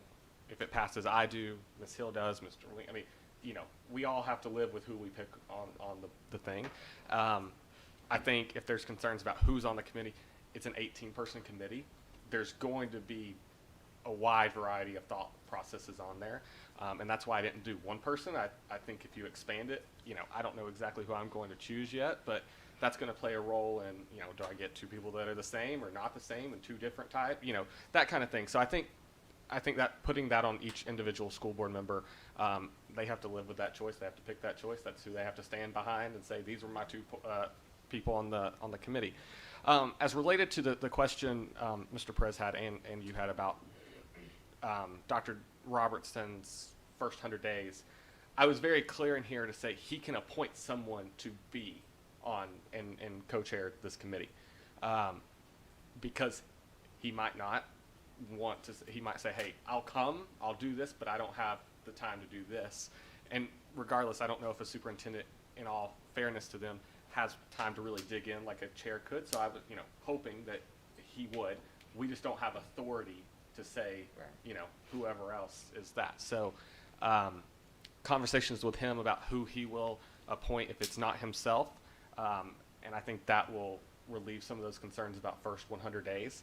And it, of course, the first 100 days in transition period are critically important. But I think giving the superintendent the way to kind of appoint someone to it alleviates that. You good, Chris? Ms. Hill. Thank you. So I've given this a lot of thought. You know, you said when you brought it to us that you'd been traveling, you kind of put something together relatively quickly. And as we talked about it at the agenda session, several different questions came up. And so I started putting some notes on paper. And unfortunately, my printer ran out of ink and I didn't get to share it in time. So I don't have one for everybody. So I'll talk it through. And then if y'all want me to pass these out, I will. So I think it's very important to me that this be an opportunity for meaningful engagement for folks, and that the work that they do is useful, and that the time that you spend, if you volunteer your time to be on this committee, is time well spent. So I was thinking about some committee guidelines I'd like for you all to consider.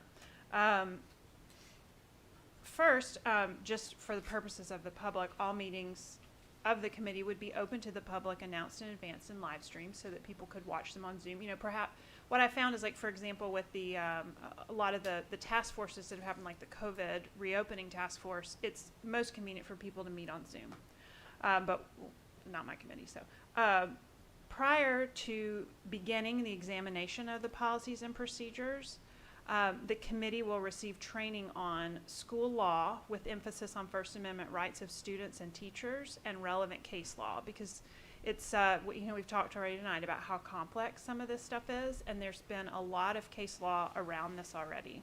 And so I think that would be very important for the committee to have a shared understanding of the foundation from which you work.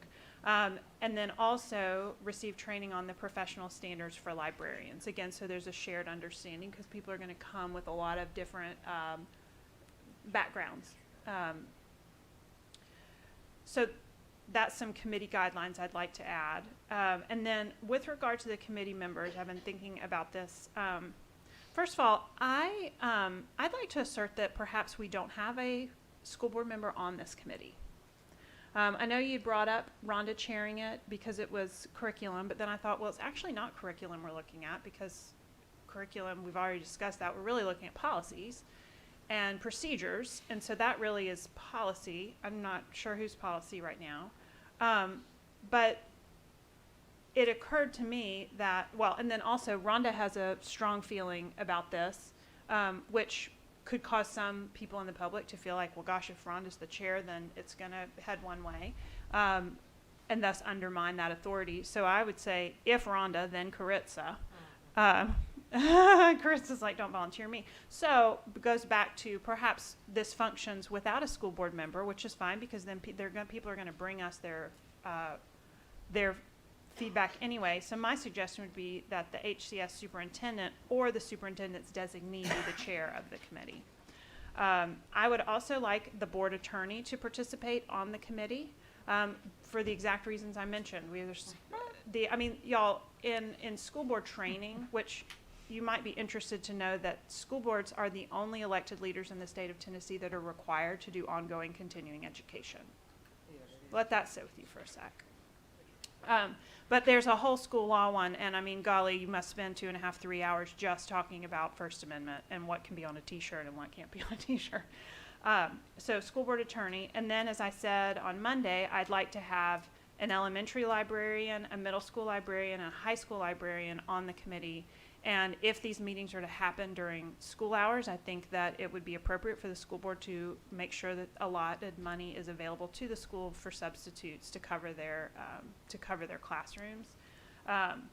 And then the 18 appointees, so the 2 per district. And I can't remember if you said this in your original one, Tucker, but members must live in the corresponding voting district or work at a school within the voting district. And at first, I really felt like anybody that's on this committee ought to have a kid in Hamilton County Schools. But somebody brought up to me the point that, I'm not an expert on how you choose books for a library or how you teach a kid to read. I'm an expert on my kid, and only my kid. And so that just helped me think a little bit differently that, if maybe it doesn't have to be somebody that has a child in Hamilton County Schools, and you made the point, well, taxpayers. So that's my thought about the committee guidelines. I'll tell you where I get tripped up, though, you guys, is the scope of work and the deliverables for the committee.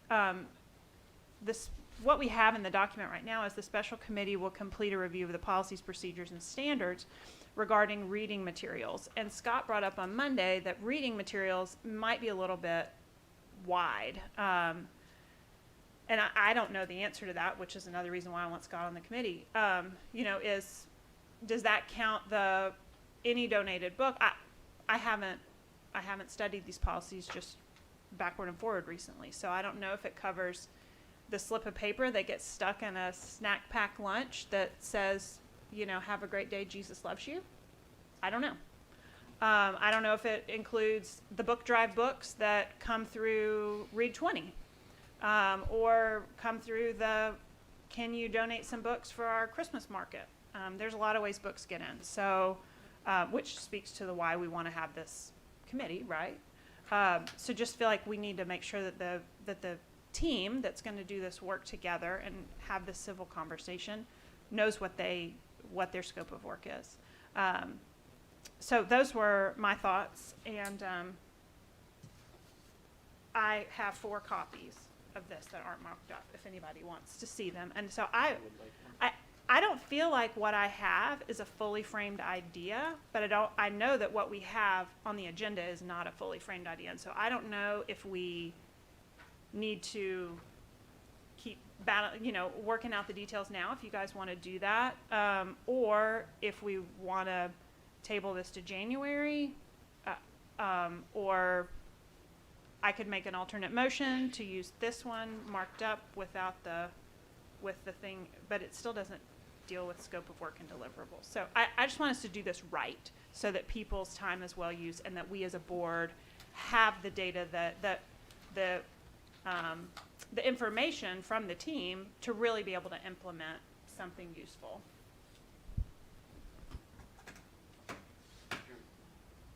Mr. Bennett. Two things quickly. First of all, obviously any committee of the board, whether it's chaired by a board member, it's going to be subject to the Open Meetings and Open Records Act.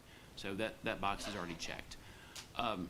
As far as who chairs the committee, by policy, even a special committee is to be chaired by a member of the board appointed by the chairman. Everything else, and obviously if the board creates a committee, per my scope of services, I will be obligated to help in any way that might be necessary. I can't think of anything else I'd rather do. Well, you're going to be talking to the state about the turnaround project. No, I say that facetiously. I actually really do enjoy First Amendment issues. That's one of the things that, you know, whether you know it or not, you sign up for when you become a school board attorney. Mr. Walker. Thank you, sir. I think the committee gives an opportunity for people in the community to speak, obviously, and give good feedback. I think it's a great idea. I think the bigger picture, and it's not even just the books. Short time I've been on here, we started talking about the books, and then we kind of look at each other, and then we look at the Department of Education members, and then we look at Scott, and then we look around. I think what the community wants, you know, we say, well, that's their vote, and no, that's, and then no, the state. What the and I hear Scott say this a lot. What's the pleasure of the board? And that to me always signifies, well, let's do something about it right now. I think the bigger picture is when things are brought to us on these board meetings, at the very least, by the next one, there needs to be some motions, and whether it goes yes or no, or 5-4, or 10-0, whatever it's going to be. I think that we need to act quicker in some of these questions. We're in these positions to make those decisions. I think the committee, I'm going to vote absolutely yes to get it. And I reached out to one of my friends who I have more disagreements with, and we don't agree on anything. He was stunned that I reached out to him and asked him to be one of my representatives because we do not think alike. Come to find out, he doesn't live in my area. So if anybody knows Ron Lowe, y'all reach out to him. He is an advocate for all of our students around, and I think he lives in North Chattanooga. But anyway, we got to be able to make decisions while we sit here and live with them while we're there. I agree we got to take some time and talk about some things, but we're here one time a month to get the ear and the voice of the people that are in here, and we need to kind of step up and make some votes and live with them right then. I love the idea of the committee. It gives some input from the community and the parents and the grandparents and community members, but I think it's a bigger picture about how we address things that are brought to our attention when they come up, because it'll be like 7 months since I first heard about the books. So anyway, that's my piece. Ms. Thurman. Yes, the purpose of this committee, this committee, from what I understand and what I felt like, because I was the one who brought this up, had it not been brought up, this board still would not be talking about this. And I was the one who brought it up. So so I don't understand when you say, you know how I feel about it. Well, yeah, that's okay, but some people know how other people, every board member has a feeling about something, so nobody would ever be able to chair a committee if we had to go by the way they felt, because everybody always leans one way or the other about something. But the main thing about this is transparency for the parents, because I tell you, I have copies of some of the reviews of some of these books that I have handed out, and people are astounded. They do not know what we're talking about because you get so much misinformation on the news. You get so much misinformation on Facebook. You get so much information in editorials that you're wanting to ban books, you're wanting to do. No, I want them to just see. I just want to put it out there. I think everything that we do should be put on the school website. And if it's too vulgar and it's too vile to put on the school website, that ought to be your first clue. I think that everything that this committee does should be put on the website so parents can go in and look at the conversation, can go in and see it in writing so they will know what we're talking about, so they will know what their tax dollars are paying for. Also, as we found out as this board when this first started, we did not know what the procedures were to get books into the library. We were not clear about our policies, about exactly what was there. We also found out that there are people putting in reading centers that we have no idea what these books are. We need to know, this board needs to get control of that to find out exactly what is in these. We're not saying there's a problem with them. We're just saying we don't know. We don't have any idea. But I've heard people talk about, black authors. Well, when I talked about this, Jeffrey, I didn't know there was even a black author. I had no clue. I didn't know. I had no idea who wrote the books. I didn't really care. Just some of the content of it was a problem for me. And then they talk about it being about slavery. I'm like, what in the world does this have to do with slavery? I have yet to figure out. I just don't understand anything about that.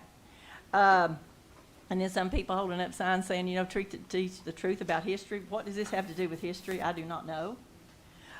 This is just about informing parents about some books that are available to our students that their tax dollars pay for.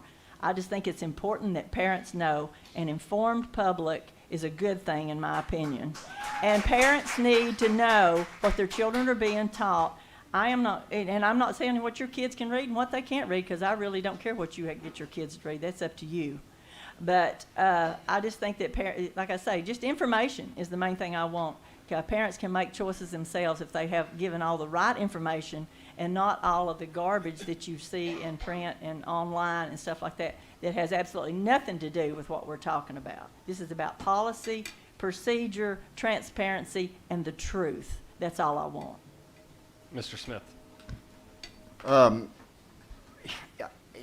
want to move forward, and I think we need to appoint this committee and move forward. And you know what I have found there's not a process, Mr. Chairman, and all schools are doing it different. All schools have a different way of vetting things and of notifying. Everybody's different. So this committee is needed to take a look at what people are doing, and the committee's not going to decide anything. All they're going to do is bring back to us some information. And then this body will decide what we do with that information. We need to move forward, number one. Number two, I'm not opposed to having librarians. Let's have a couple librarians. But it needs to be parents. It needs to be taxpayers. They don't have to have a kid in the school. They pay their taxes. They ought to have a right to be able to make recommendations to us and how we spend their money on books or whatever it is. But guys, let's move forward to this. We don't need to kick this can down the road. It's people want us to do something on both sides. So let's move forward. Ms. Jones. I just want to know that there'll be a process. I mean, I'm not saying I'm not saying my vote or whatever is my vote, but I just want to make sure that whatever happens, that we have a process. Like, if you're going to go ask somebody to commit themselves to a committee, they need to know what they're going to be doing. You know, like I can't imagine any parents or I can't imagine nobody in this room saying, yeah, I'm going to do that, and not know what time commitment that looks like, not knowing what the actual process is. I mean, I can't imagine that. I know everybody in here, I get it, in the audience, there are a lot of supporters for this, and so that's fine, but I just think that, I'm on a whole lot of committees. 2.0, Early Matters, a whole lot of stuff. And everything I commit to, they tell church, youth ministry, whatever, they tell me what my obligation is. So I feel like we have a due diligence to these people that we ask it to commit to tell us a recommendation. When you do an evaluation or a scope of work, you got to tell people what they're evaluating, how long it's going to take, and what it's going to look like. We can't keep flying by the seat of our pants, in the words of my granny. Like, we got to have a plan. And I'm not saying procrastinate, but I'm saying before we say this committee is going to start on January 1, because I'm pretty sure they don't want to start next week because they're getting ready for Christmas, baking cookies and putting up Christmas trees. That's what we're doing at our house. So what I'm saying is you got to have when you start on January the 6th, you got to say, we would like for you to be available beginning January 6th for every second Tuesday of the month or every third, because these are parents, some of them, and they have children that are engaged in things. They have spouses, and if they like my mama, they caring for their mamas and their grandmamas sometimes, and it gets, people have lives, although they want to be an advocate for their children. So all I'm saying is get a plan together. Like, I get it. And if it's the pleasure of the people, it's the pleasure of the people, but give them something to go by. And it's fine. Rhonda asked for it, you got to hear, it's about to go to a vote, just like with everything else. But we have to have I'm sick of dealing with this insane stuff of just doing stuff. We have to have a process. And Scott ain't, and I love Scott to death, but Scott ain't the Bible all the time. We got to have a process. We are elected to have a process. We can create our process and run it by Scott. It ain't no Scott in the Bible. It's 66 books and it ain't no Scott. Just like it ain't no Carissa. I'm just saying. I thought Genesis to Revelations, ain't no Scott in there. But we appreciate but like Rhonda said all the time, Scott's just a lawyer. I don't speak the King James, and I don't write in red. Right, but I'm just, and I get that, I know we need Scott for things, but I'm saying we need to have a process in place, and I think we have been elected and we're capable of doing that, and then presenting that if we need Scott to look at it for legality purposes, but we need to have a plan in place, because we are dealing with people's Bill of Rights, their amendments, their right to do certain things. We have to look at all of that. I don't want to infringe upon anybody's stuff, trying to make everybody comfortable. Mr. Wingate.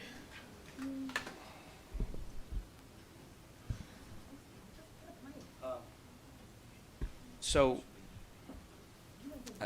I think just a couple things real quick. We've been here a long, long time.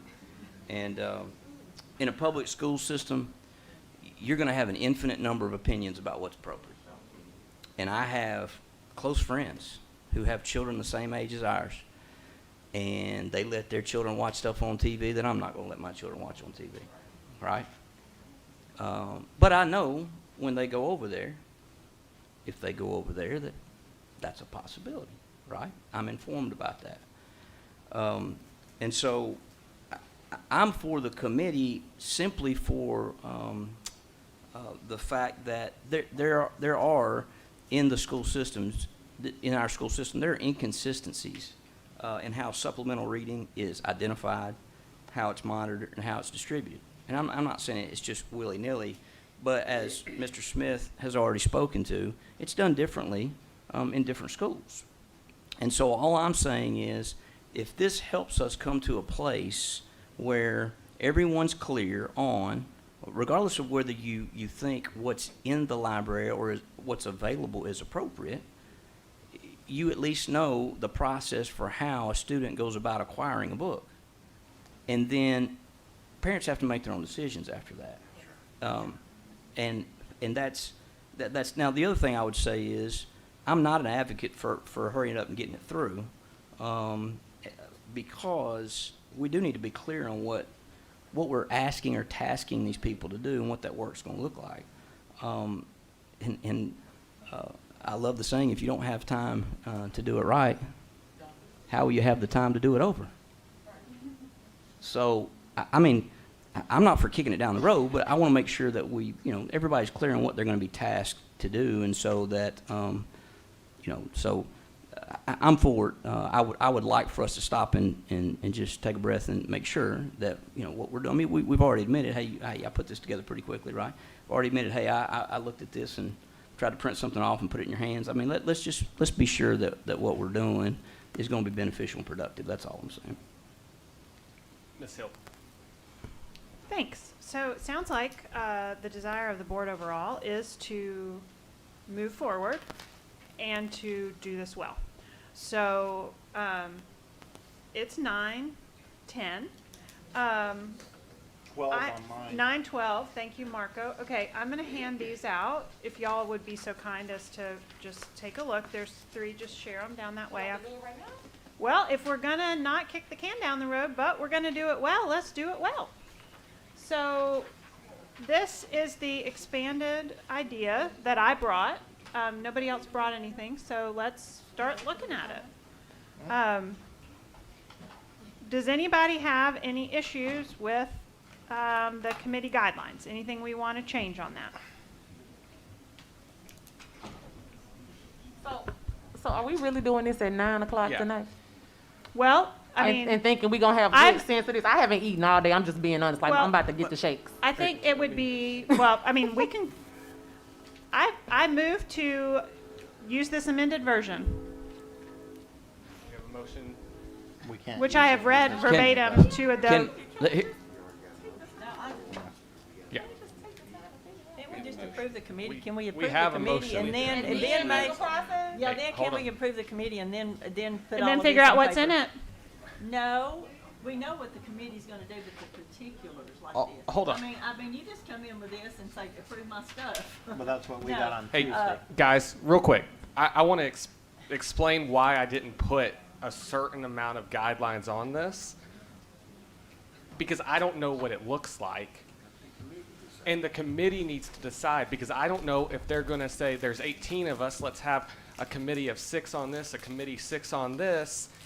And I can't say, hey, y'all are going to meet twice a week or once a week or whatever Okay, well, else. I haven't yielded my time, if you'll let me finish then. The items that I have under committee guidelines are very important for us to determine tonight. If we are going to create a committee, we need to know who's going to be on it. Okay? So who do we want on it? I want more than 2 people from each system. Does anybody else want any librarians on the committee to evaluate our books? Scott, how Can would I we- get a second to add, Well, we have a motion on the floor already. to use this one? No, Okay. we have a motion on the floor already to approve the original committee. Scott, it would not need to be a substitute motion? Well, it would be a motion to amend. A motion to amend. Your Mhm. your proposal. Okay. Yes. So that's it. All right. So just so I have this clear, you want to have a motion to amend I motion to amend using that this we, committee guidelines in this right here. What's under Yes. the highlighted committee guidelines the committee down guidelines. to scope yes. of work. Can Yes. I ask a quick question? Mr. Press. Just a very quick question. I understand that we will have to have a special meeting to discuss the contract of the new superintendent, correct? Correct. Next week, most likely, correct? I will It- be it'll- out of town the following week, It'll but it'll depend on how quickly the chairman and I can get something done. Okay. As usual, I will discuss with you as quickly as I can how the process is going, but I Okay. think next week would be very ambitious. okay. I'll be out of town the following week, but hopefully it won't be then, but that's fine. Okay, Um, here's the exact motion I would like. I would like to make an amendment to the motion as follows. That all meetings of the committee will be open to the public, announced in advance, and live streamed. That's in our. Okay, well, We don't need to put that's in our policy. That's what happens when it's. prior to the beginning of the examination of the policies and procedures, the committee will receive training on school law with emphasis on First Amendment rights of students and teachers and relevant case law, and professional standards for librarians. Jenny. Committee members will include, I don't understand why any of this would be objectionable, and this is my amendment. No, Jenny, we're just saying that, to be perfectly transparent, we have had a long meeting. Okay, so. We're about to make a decision that's going to affect 18 plus lives, including the 9 of ours. So at this point, 27 lives will be affected. It's 9 o'clock at night. We call work sessions for everything else. Mm-hmm. Can we not call a work session for this where we are in sound mind and body? Scott can go home and pick his brain and figure out the logistics with Tucker and whoever else is going to move forward. We're chairing it. And then when we come back, we can talk about, he can pick his think about it. So when we come back with these things, if it's not legal, then Scott can say, hey guys, it's not legal. I think that's a great idea. That's what I actually said when we began So this conversation. So yeah, can we just do that? I'm just for We real. have for a real. motion on the floor. That's what I was saying, don't we have to approve the We have a motion on the floor that's already been seconded. Ms. Hill is making a motion to amend, and she was in the process of doing that. So we will let her do that. If she has a second, we will move forward with a vote on that amendment. There you go. If we do not, we will move to the question on the previous motion, which is what we have in our agenda. So Ms. Hill, continue, Thank you, please. Chair. Committee members will include HCS Superintendent or Superintendent Designee, HCS Board Attorney, HCS Elementary Librarian Representative, HCS Middle School Librarian Representative, HCS High School Librarian Representative. So the only material changes that I've added there are the additions of the Board Attorney and the librarians. 18 appointees, 2 per district. Each school board member will appoint 2 members to the committee. Members must live in the corresponding voting district or work at a school within the voting district. That is not a change. That is what Mr. McClendon had in his original document. And that is the extent of the amendment that I would like to make. Will someone please second that? Do I have a second? Ms. Jones, a second. Sure. Yeah. Why not? Okay, so So now we move to a vote on The amendment. The amendment, okay, the amendment's just adding this, it's people to the Correct. committee. Correct. That's it. Yes. Okay. Roll call, please. Mrs. Hill, Yes. Mrs. Jones, Yes. Mr. Perez, No. Mr. Smith, Yes. Mrs. Thurman, Yes. Mr. Walker, No. Mr. Wingate, No. Chairman McClendon. No. Motion fails. Motion fails, 4-4 vote. Okay, we will call, Ms. Thurman, do you have your light on? Oh, no. Okay. Okay, so that brings us to the original question. Roll call, please. Mrs. Hill, No. Mrs. Jones, Yes. Mr. Perez, No. Mr. Smith, Yes. Mrs. Thurman, Yes. Mr. Walker, Yes. Mr. Wingate, Yes. Chairman McClendon. Yes. 6-2. So that passes. That will move us to, y'all have the legal services report in your agenda. Then we have a list of events and announcements. It's long, so I will not bore us. We've been here already. As was stated by Mr. President, Mr. Bennett, we will start contract negotiations, and we'll have a special called meeting at the time of when we're ready to approve a contract. With that, we're adjourned.